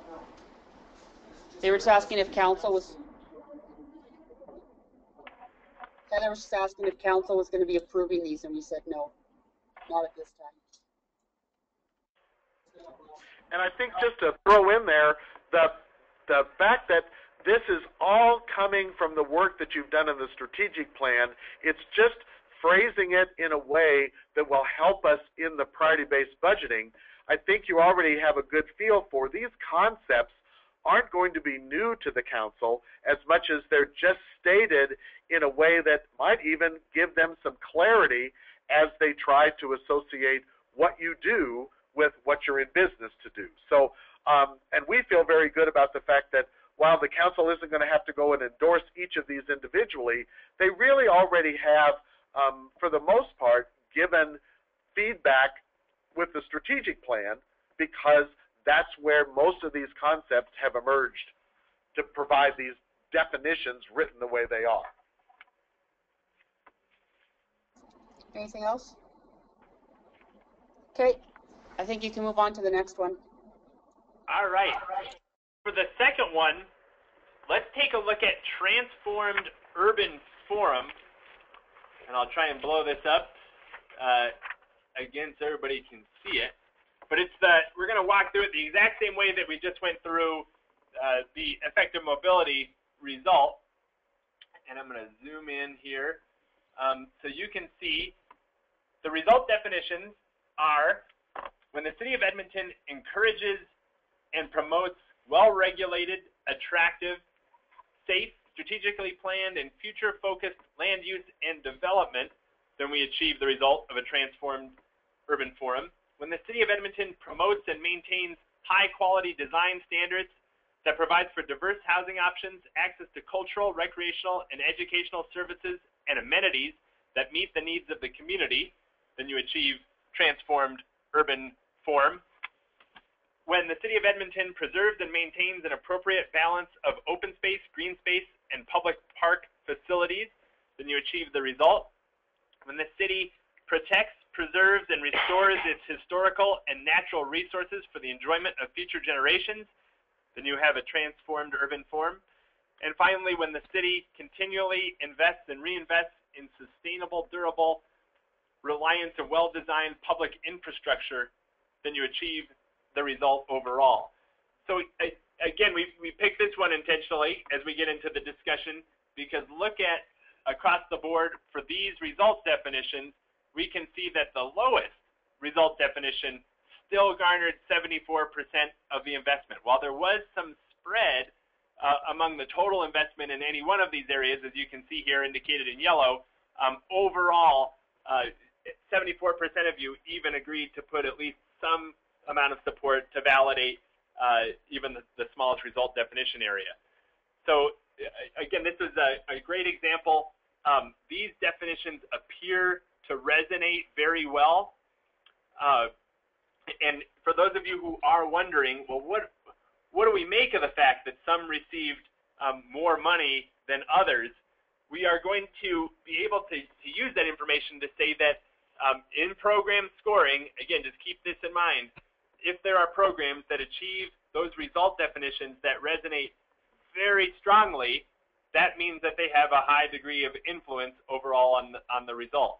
So this information can still be brought to bear, but for the purposes of today in this exercise, we're simply trying to get to the bottom of, are these definitions complete? Are they valid? Are we missing anything? Are any of the currently stated definitions not resonating at all? And again, for transformed urban form, these all appear to be matching up very well with what your expectation is. Any questions on or comments as you reflect on this particular result? Heather? Just in terms of the bottom one, when we talked about public infrastructure, I thought that was a little vague in terms of what you consider public infrastructure. So it could be the roads, it could be the sewers, it could be this or that. So I took it to be omnibus, public infrastructure, those things that support all of our programs. So that one's a little, could be a little vague. So the comment was on the very last one where we're talking public infrastructure. Is that meant to be all encompassing, like roads, buildings, parks, all pieces of public infrastructure, or should it be broken down more? Because it seems to be a bit ambiguous, I guess, because it's so broad. That's a very good question. And I think that what we want to do is, the intention from what we read was it was meant to be broad, but if we need to refine to make sure we're agreeing on what public infrastructure means for the city of Edmonton, we can certainly work to refine that. I think certainly it's meant to be more than just roads. Anytime we're using the term infrastructure in your case, I think this is really talking about anything that has to do, whether it's parks, utilities, roads, facilities, anything like that. That's what it's intended to be, and so it's worth the discussion to make sure that that's the correct interpretation. So if we need to articulate that, maybe we don't do it in the result definition itself, but if we need to add some additional information that kind of defines some of these words, that may be another area that we can work with Jody and Todd to be sure there's a clear understanding of what we mean. But that's a great question. Our interpretation would be, yes, it's meant to be very broad and include any of the things that are talked about in terms of facilities, underground or above ground infrastructure that the city of Edmonton maintains. This is the time to say, is that not what this means, or is that too broad an interpretation? We have another question over here, Todd. So just in light of earlier questions about capital, I mean this question about capital. I went over the investment account, so how applicable is this for exercising the money? If I gave it a strict one that I want to it's really hard to watch this question, so I'm not too sure the question is actually intended. So to summarize, it's this one appears to be more capital related as opposed to operating, even though there's operating portions within the budget. The majority of the work being done is actually capital to support this particular result. So is it more appropriate, or is it actually going to help us? It's not there with not anywhere else that really speaks to the maintenance of it.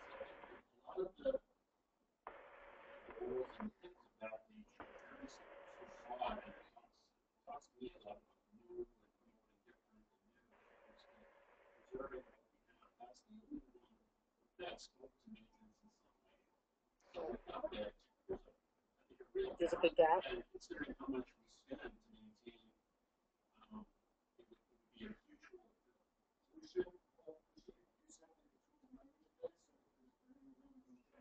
So we need to add some language around these ones to make sure it's clear that we're talking more on the maintenance side, because that's the operating component. Okay. Okay, Heather, you had a question? I'm just concerned because it's an allocation process for Double County in terms of influence. Like I already allocated the period to housing and transportation and public transit. If it's picked up here and I've allocated a lot more again as a core service, what I would consider a core service, it's Double County. No, I wouldn't think so, because if you're looking at it, like you said, you're looking at it as a standalone. So you're looking at each one as though you're supporting it. I wouldn't look at it as double counting. But I allocated a lot as well. Well, And I've allocated a lot to what I would consider our core transportation transit. yeah, but you only had $500. So if you had allocated $1,000, then you would have been double counting. John, Chris, is that fair? Like, Heather's worried that you're double counting. And again, don't think about the $500 as being a budget investment as much as just, they could be points, they could be tokens. It's simply for each of these areas, $1 indicates you think that's the right way to accomplish this individual result as a standalone.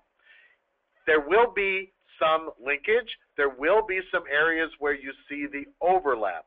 That's okay, because this exercise doesn't have anything to do with the way resources are allocated as much as it's a way to validate in our minds, is there belief that investing money in this particular way would help us achieve the result. So it could be points. And I think that that's, if with just minimal dollars, again, to Chris's point, that's going to help us understand, well, we think this is relevant, but it's just not the most important way we can achieve the result.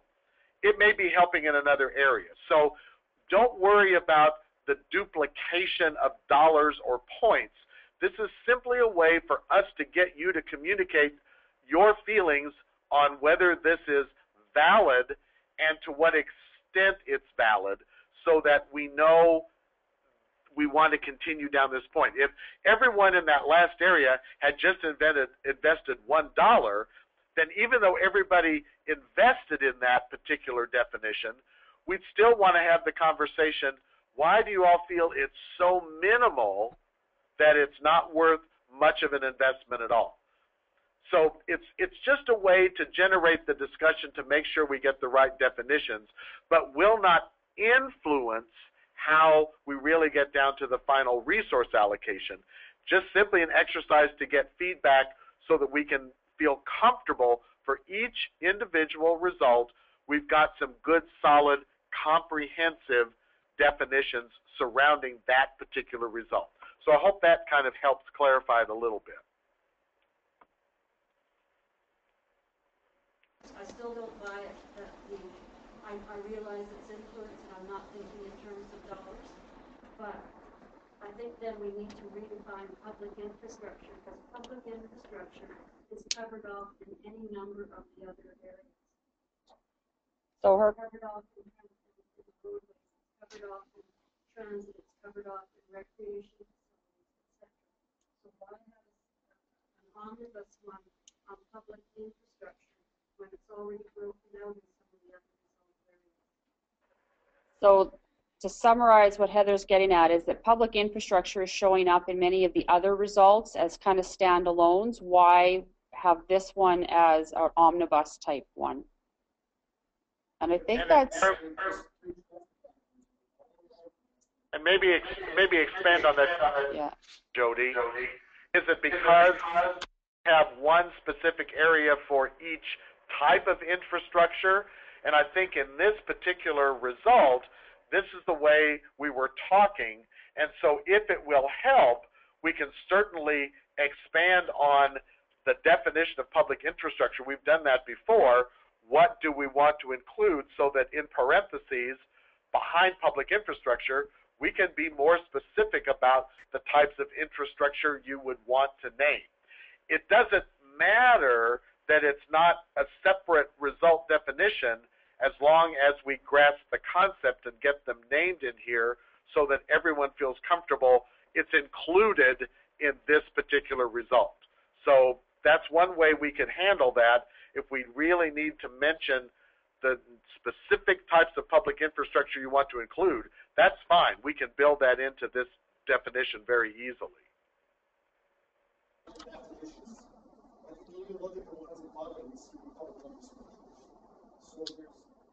So we'll take it off. We'll take it offline.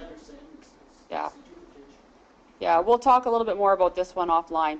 Okay, I'll make a note. Okay. So carry on to the next one. Any more questions on this particular one? Okay, no, you carry on. Oh, wait. Yeah.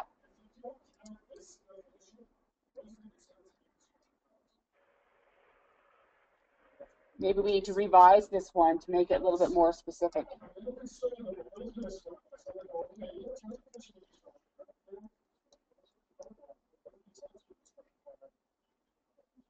So this is one we may need to. Yeah. So the question on that, Chris was rather animated on that.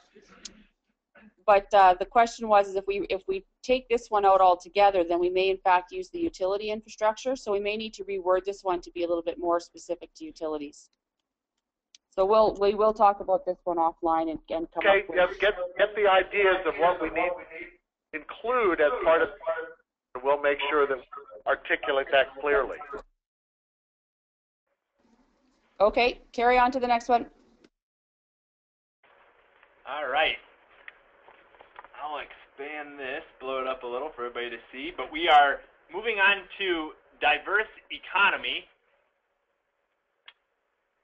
and many different result definitions here, or just a few more than in the last result, but let's go through these. When the city provides a safe, healthy, attractive, and business-friendly environment that fosters and supports a competitive economic climate which attracts and retains a well-balanced mix of businesses, then the city of Edmonton achieves the result of a diverse economy. When the city facilitates the targeted development of established businesses within identified key business sectors, as well as encouraging expansion and growth of newly emerging high-potential business sectors, then you achieve the result. When the city markets and promotes its diverse economic advantages, including its location, urban amenities, recognized center for knowledge and innovation and entrepreneurial spirit to attract both national and international investment, then you achieve the result. When the city promotes high-quality employment opportunities by ensuring ready access to a skilled, educated, and diverse workforce, then you achieve a diverse economy. When the city leverages its strengths to partner and collaborate with others to diversify and develop the regional, national, and global economy, then you accomplish the result. When the city provides sufficient and accessible public infrastructure that enables business efficiency and investment and supports the growth of the community, then you achieve a diverse economy.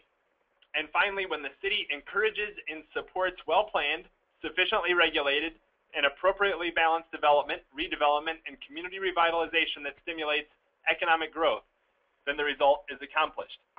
Now, as we went through the results of your investment in this particular result, and again, just for comparison's sake, we did have two of the result definitions that landed in the 60s.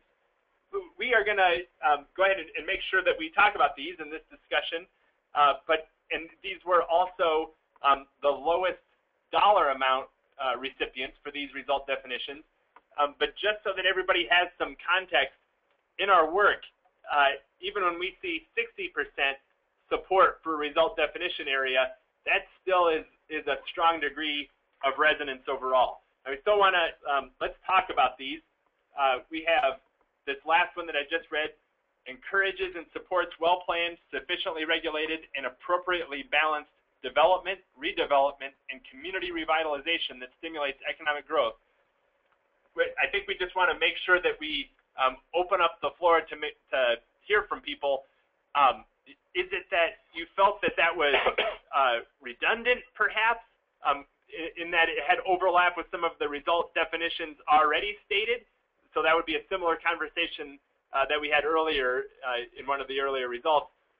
Or are some of you feeling that this just does not represent the city of Edmonton and how you achieve a diverse economy? Any reactions to that? I mean, again, at 61%, we're still feeling like it has resonance, but we just wanted to ask the question and make sure that we facilitated the discussion. Skilled and educated workforce, and I looked at that from a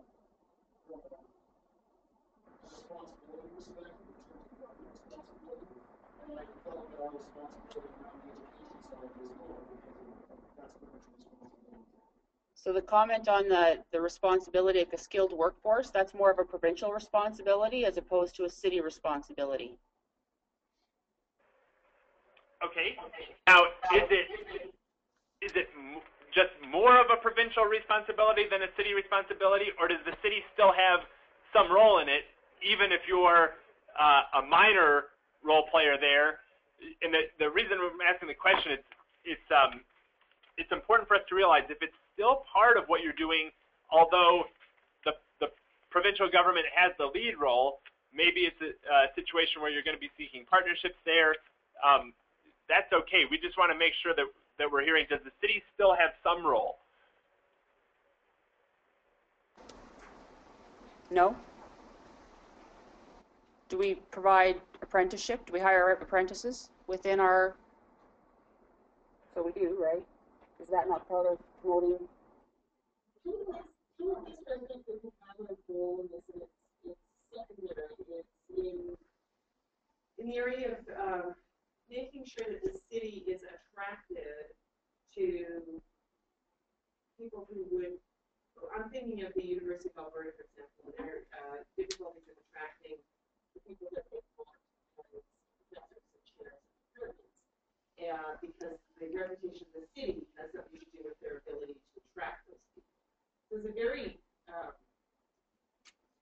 indirect, tangential role. Yeah. So we don't provide anything to do on the soft side of things.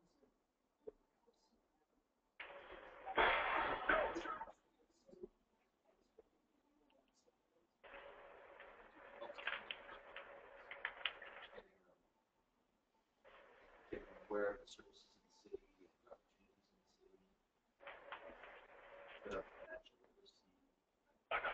opportunities in the city, the financial literacy.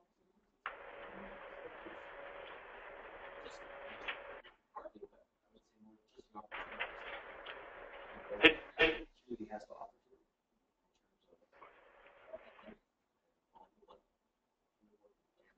Pretty minimal. There's also the city of council as well that we maintain, because at the higher level as well.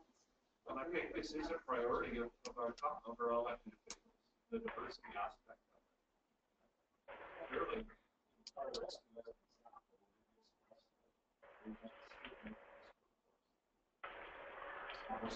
to make that happen. Okay. So the general comments going around the room is that we do provide some. We certainly provide the right support for, say, new immigrants coming in or potentially apprentices, or as Ken mentioned, in the fire department. So I think we probably still need to leave this in here, albeit it's somewhat indirect and maybe not as high as if we were the province, for example. So can I ask a follow-up question? Indirect, and is there a different way that we can word it? Does anybody have suggestions? We have it here as that the city of when the city promotes high-quality employment opportunities by ensuring ready access to skilled, educated, and diverse workforce. is it more that you want, when you say indirect, are you saying rather than have us be responsible for promoting high quality employment opportunities, do we want to say partners to ensure that this educated, skilled workforce is available, or something along those lines to capture your indirect relationship to doing this? Well, and one of the points that was mentioned is the fact that by having an attractive city, then we can actually recruit the folks that we need in order to do the training. Like being able to hire the professors at the university or at NAIT and whatnot, because it is an attractive city to actually attract them to come here.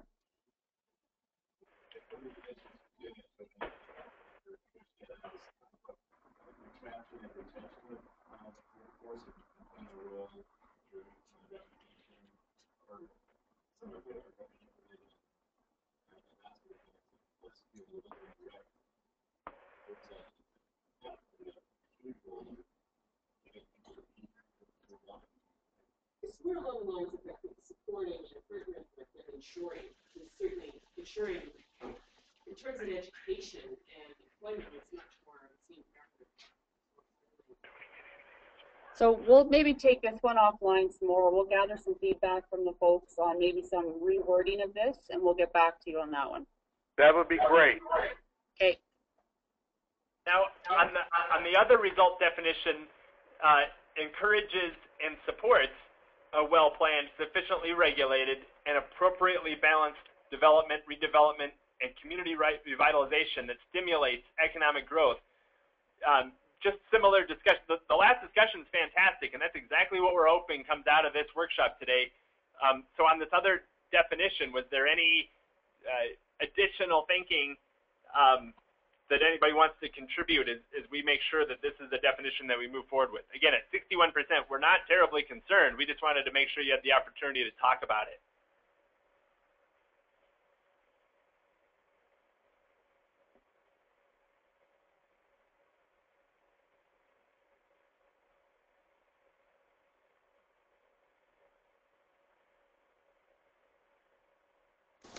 Mic wasn't on. So, Chris, the question was, is how does it differ from the first point? I think first point is mostly about business development and bringing in that commercial area, whereas the last one I think is talking more about use, planning, and other projects that have to do with physical development, where the first one is more about the development businesses. So I think that's where the differentiation lies. This is about getting business development, business growth, and the last one is more about the physical side of whether it's community revitalization with facade improvements or renovating buildings or redevelopment of areas that are declining. It's the concept of the physical look and feel of the community in terms of even housing development to support the workforce, how the community grows physically from land use and planning, as opposed to number one, which is just bringing in the business or the commercial organization itself. Problems if we don't have Peter or Scott or Walter here right now. Yeah. I think this speaks to So we're missing. These are two or three sentences to describe things that take paragraphs or pages really to explain, and that's just the shortcomings of what we have to do here. I like it too, Scott didn't get input on Friday because we've got a major hearing this morning, Council Chambers. Yeah. So I don't Yeah, Scott did give me a call. So one of the issues that we're running into is that the folks that are primarily responsible for this result are all at executive committee this morning. So they're not able to provide some feedback. So maybe what we'll do is we'll have some dialogue with the 3 branch managers that specifically look after this, and we'll see if there's any changes to definitions that need to occur. That's great, and it's great. If they want to still participate in the exercise so we can get their feedback, I don't think it'll change the rest of the results substantially, but especially getting their feedback on this one, I think is a good idea. Okay, Ken? And so there's an element of safety involved, like a well plan, like safe and well planned, that's missing here. Okay. And I think that might change a bit of how it's viewed or evaluated. Okay, so we're, Ken's point was there's probably an element of safety that we need to consider in this as well. So we'll make note of that and we'll have some further dialogue on that one. But I think given that the primary folks that look after this particular result are absent, we'll have some dialogue back and forth with them and then we'll get back to you. Okay, that's perfect. We lost our screen here. Oh, there it is.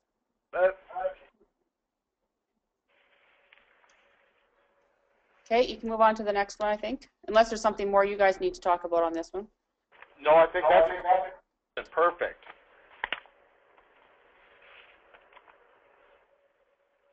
Okay. So the next result is improved livability. I'll zoom in. Okay. When the city of Edmonton provides for the safety of the community by offering effective protection, proactive prevention, and timely response to all emergencies, then you achieve the result of improved livability. When the city promotes a clean, healthy, well-maintained, properly regulated, and appealing place to live and work, then you achieve the result. When the city develops and maintains clean and attractive facilities, parks, open spaces, and other public infrastructure that supports the personal health, safety, and well-being of the community, then you achieve the result. When the city ensures access to and encourages participation in a variety of affordable, diverse, and enjoyable recreational, cultural, and leisure time activities and events that support the arts and improve the skills, knowledge, and wellness of its residents, then you achieve improved livability. When the city collaboratively provides for the basic physical, emotional, economic, and social well-being of a multi-generational community, then you achieve the result. And finally, when the city creates and fosters a welcoming environment that encourages community involvement and participation, celebrates cultural diversity, instills a sense of community pride, and brings the community together to respond to the needs of its residents, then you achieve improved livability. Again, we're very pleased here. We did see one at 67%. That being the lowest, we're still feeling like at 71%. That's very strong. At 67, that was the idea of collaboratively provides for the basic physical, emotional, economic, and social well-being of a multi-generational community. That was the only one that was it was just the lowest in this area. Overall, though, high degree of relevance. Did anybody want to reflect on that particular result definition? Anybody on that one? It's fairly quiet.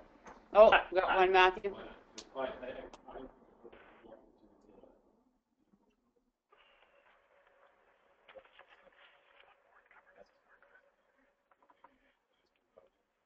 Jody, did somebody ask a question? Yeah. So the question was, or the comment was, is that in that one, the word emotional is probably not relevant or something we need to include for the municipality. Any other thoughts on that?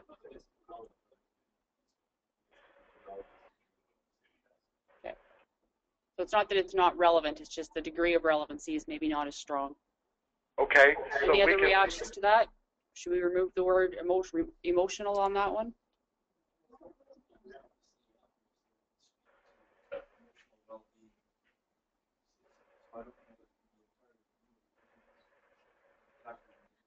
Okay, so we'll have some discussion offline and work with Mike to come up with a revised. Perfect. Perfect. So what does emotional mean in this sense is one of the questions. And I think it's just probably a word that we picked up that would indicate perhaps mental health associated needs, things that are associated more with that. So that's the thought process behind the word emotional. May not be the right word for your community. So normally when folks are talking about the mental health of the community, they're using this terminology. But again, we can talk about what are those options or whether that mental health concept is applicable to this particular definition. Okay, Heather? I just go back to the KRA that we've already produced, like we already have results that include this concept. Oh, so emotional is relevant? Okay, so Heather said they already have some results where emotional was the term that was... And that's where I think from some of the edge in the measures that they were talking about something, and that's where this word came from. So certainly talk about it and see if there's any changes that we need to make, or if this still seems to be the right way to phrase this particular concept. Okay. Anything else on this one? Nope. Okay. We're good on this one. All right. The next one, and this is the last of the community results, is preservation of a sustainable environment. I'll blow it up here. We have, when the city manages, minimizes, and mitigates factors that impact the environmental quality of air, water, and land, then you achieve the result. When the city provides for the preservation, conservation, and renewal of its natural resources and habitat by encouraging waste reduction, reducing energy consumption, and implementing leading practices, then we achieve preservation of sustainable environment. When the city continues serving as a leader in advocating for the protection and preservation of natural areas, offering training in sustainable waste technology, and building efficient public transportation systems that enhance environmental stewardship, then you achieve the result. And finally, when the city collaboratively advances environmental health and sustainability through the implementation of best practices, exploration of green technology, and incentivizing the protection, conservation, and renewal of its natural resources, those are the ways that you achieve preservation of the sustainable environment. Lowest percentage overall, a lot of dollars came into this area. Lowest percentage was 73%. Again, that's very good. It's a high degree of resonance. That was on this area of collaboratively advances environmental health and sustainability. Unless anybody has some, we'll turn it over for full discussion. If there's anything that you felt was missing, anything you'd like to focus on in terms of actual words used, but overall, all four of these definitions seem to ring very true.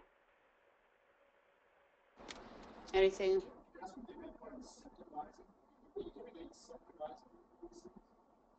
So where did you pull the term incentivizing from? And the question was, what do we do anything with that today? Well, we incentivize contaminated sites where we have a business. Okay, so there are some examples. We do have some examples for it.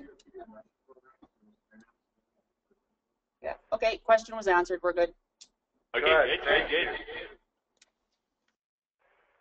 You're gonna spend money on this?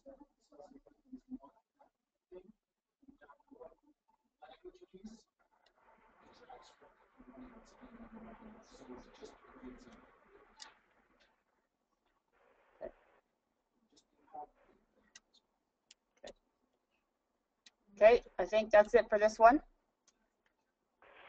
Wonderful. Okay.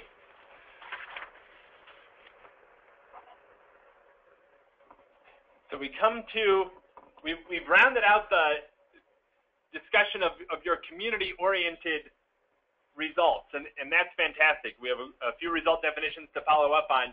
We're shifting gears a little bit to the discussion of your results of financial sustainability and what translates to us to this overall concept of good governance. So I'm sure everybody remembers from the opening orientation that we make the distinction between community-oriented results and governance results. Likewise with the programs, community-oriented programs are evaluated against community results, and our internal functions are evaluated against the good governance results. As we went through this discussion, clearly your focus was on financial sustainability, that was driving, that's one of the major result areas you're trying to accomplish. As we approached the result definitions, we wanted to make sure that it was clear that while financial sustainability is definitely highlighted and incorporated into this definition, that we have a very well-rounded and complete understanding of all the reasons we offer some of our internal services, not all of which are just financial sustainability. So clearly ideas of maintaining regulatory compliance, looking after the city's resources, financial included, but also human resources, our physical resources in terms of our facilities, the technology resources we have. That's what we're really going after, as we want to make sure we have a complete understanding of the city's governance results. So as we look through these result definitions, very high degree of resonance overall, with the lowest receiving 78%. I'm going to go ahead and I'm sorry, there's one at 70%, but still very, very high. I'm going to go ahead and read through these as we've done with the others, and we can walk through the discussion. So when the city protects, manages, and optimizes its financial, human, physical, and technology resources to ensure they're sustainable, then you achieve financial sustainability or your good governance result. When the city sustains a resilient financial position supported by sustainable, balanced revenue streams, that's how you accomplish the result. When the city enables and enhances openness and transparency by ensuring accountability, honesty, efficiency, best practices, and innovation in all operations, then you accomplish the result. When the city attracts, develops, motivates, and retains a high-quality, engaged, and innovative workforce dedicated to public service, then you achieve the result. When the city advances city interests and secures resources through regionalism and partnerships, then you accomplish the result. When the city provides assurance of regulatory and policy compliance to minimize and mitigate risk, that's crucial to the result. When the city delivers responsive and courteous service to its internal and external customers while ensuring timely and effective two-way communication, that achieves the result. And finally, when the city supports decision-making with timely and accurate short-term and long-range analysis, that's how you achieve financial sustainability and your good governance result. So as we open it up here, we were just very pleased, a very well-rounded overall governance result, and we'll turn it over for any questions or reflections on this result. Okay, anything on this particular one? Is there anything missing, Mike? Well, I think this one and goals and outcomes, I think this is an area that might speak to Chris's. If you could read into the first one and say that it talks about physical resources. I don't know if resources is the right word, or maybe that's where the word infrastructure is injected to. Would infrastructure be governance, though? One of the outcomes here is about well-managed and sustainable assets and services. Those assets. I think that the wording could be adjusted like that concept that's already in. So the first one? Yeah, possibly. Or captured somewhere else. Okay, so we might need to do some refinement on the word resources in that first one. Okay. But we'll take that one. Is the intent not that the governance results area was to be used by administrative services? Yeah. Areas of the Yeah, this isn't. Utilities are all kind of community-oriented results. Yeah, so this one's not a community-oriented result. So there was some talk about the well-managed assets, but that wouldn't necessarily be under the governance piece, would it? I would say that if you think back on some of the other results governance for those communities, you're going to see that we talk about maintaining and preserving those assets for those community-oriented programs like street maintenance, for example. This is mainly to talk about the governance functions that you're going to find in IT, HR, finance, budget, law, those things that are offered internally to the organization. Fleet management could easily be in here, that their support of the department's equipment is about the maintaining of these resources. If you're talking about the street maintenance department, that's offered externally as a community program, and so I think we've talked about how those programs also have some responsibility for continually investing or maintaining or being well kept. That's what the differentiation would be, thinking about the department offering the services and who the final recipient of their services are. Street maintenance, it's the community. Fleet maintenance, it's indirectly the community, but more directly the departments that are using those city assets to fulfill the needs of their programs. Anything else on this particular one? Anything we're missing, Anne? I'm just wondering on the sustaining a resilient financial position. That sentence is all about revenues, but isn't it also about controlling expenses, managing expenses? So the comment when we talk about the sustaining the revenues, part of it is also around managing expenditures as well.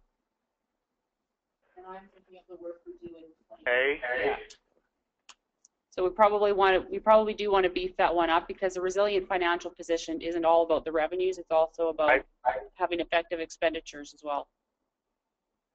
Okay, we can work with you on that one, Jody. Okay. Any others? So question, Chris and John, so when we're doing the governance programs, do we only then score against this one criterion or this one result? It's a little bit different. You'll be scoring each of these individual definitions becomes a standalone result. So for each of the governance programs, as we've adopted them, there will be these, 3, 6, 8 results that you'll be evaluating yourselves against as if they were standalone. So it's one result, but for governance, we don't want to go through and create 8 separate results with a lot of definitions, since the definitions are pretty well standalone.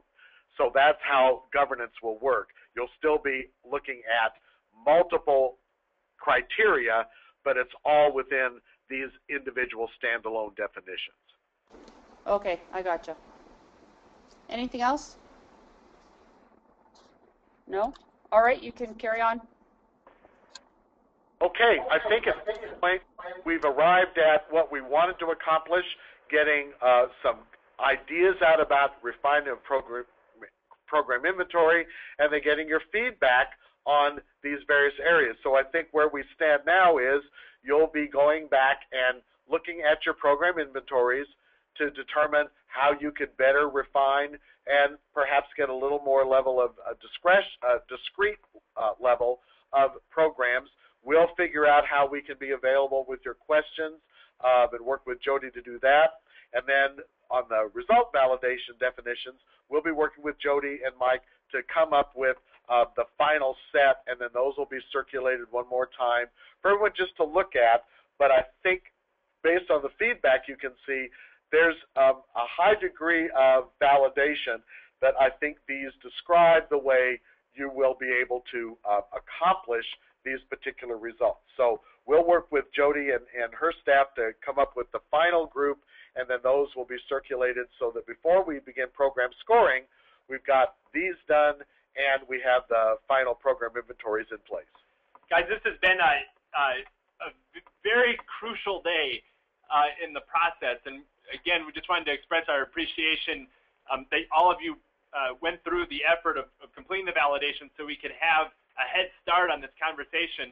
And then your comments today are also going to be helpful in helping us in that next step of refinement to get these result definitions in place. But this is a pretty intense workshop, a lot of information in front of you as you're thinking about your own programs and these definitions. We just thank you tremendously. The remaining workload as you go through and refine your inventories, And then as we gear up for program scoring, again, you'll find that it's step by step. And when we come back to the scoring webinar, you'll have one additional task in front of you, and then you'll be able to take another break before we get into peer review. So we balance this. We try to make it not a huge workload at any one time, just a little bit at a time here, step by step. But today was really important, and again, we just wanted to thank you for this major step in the process.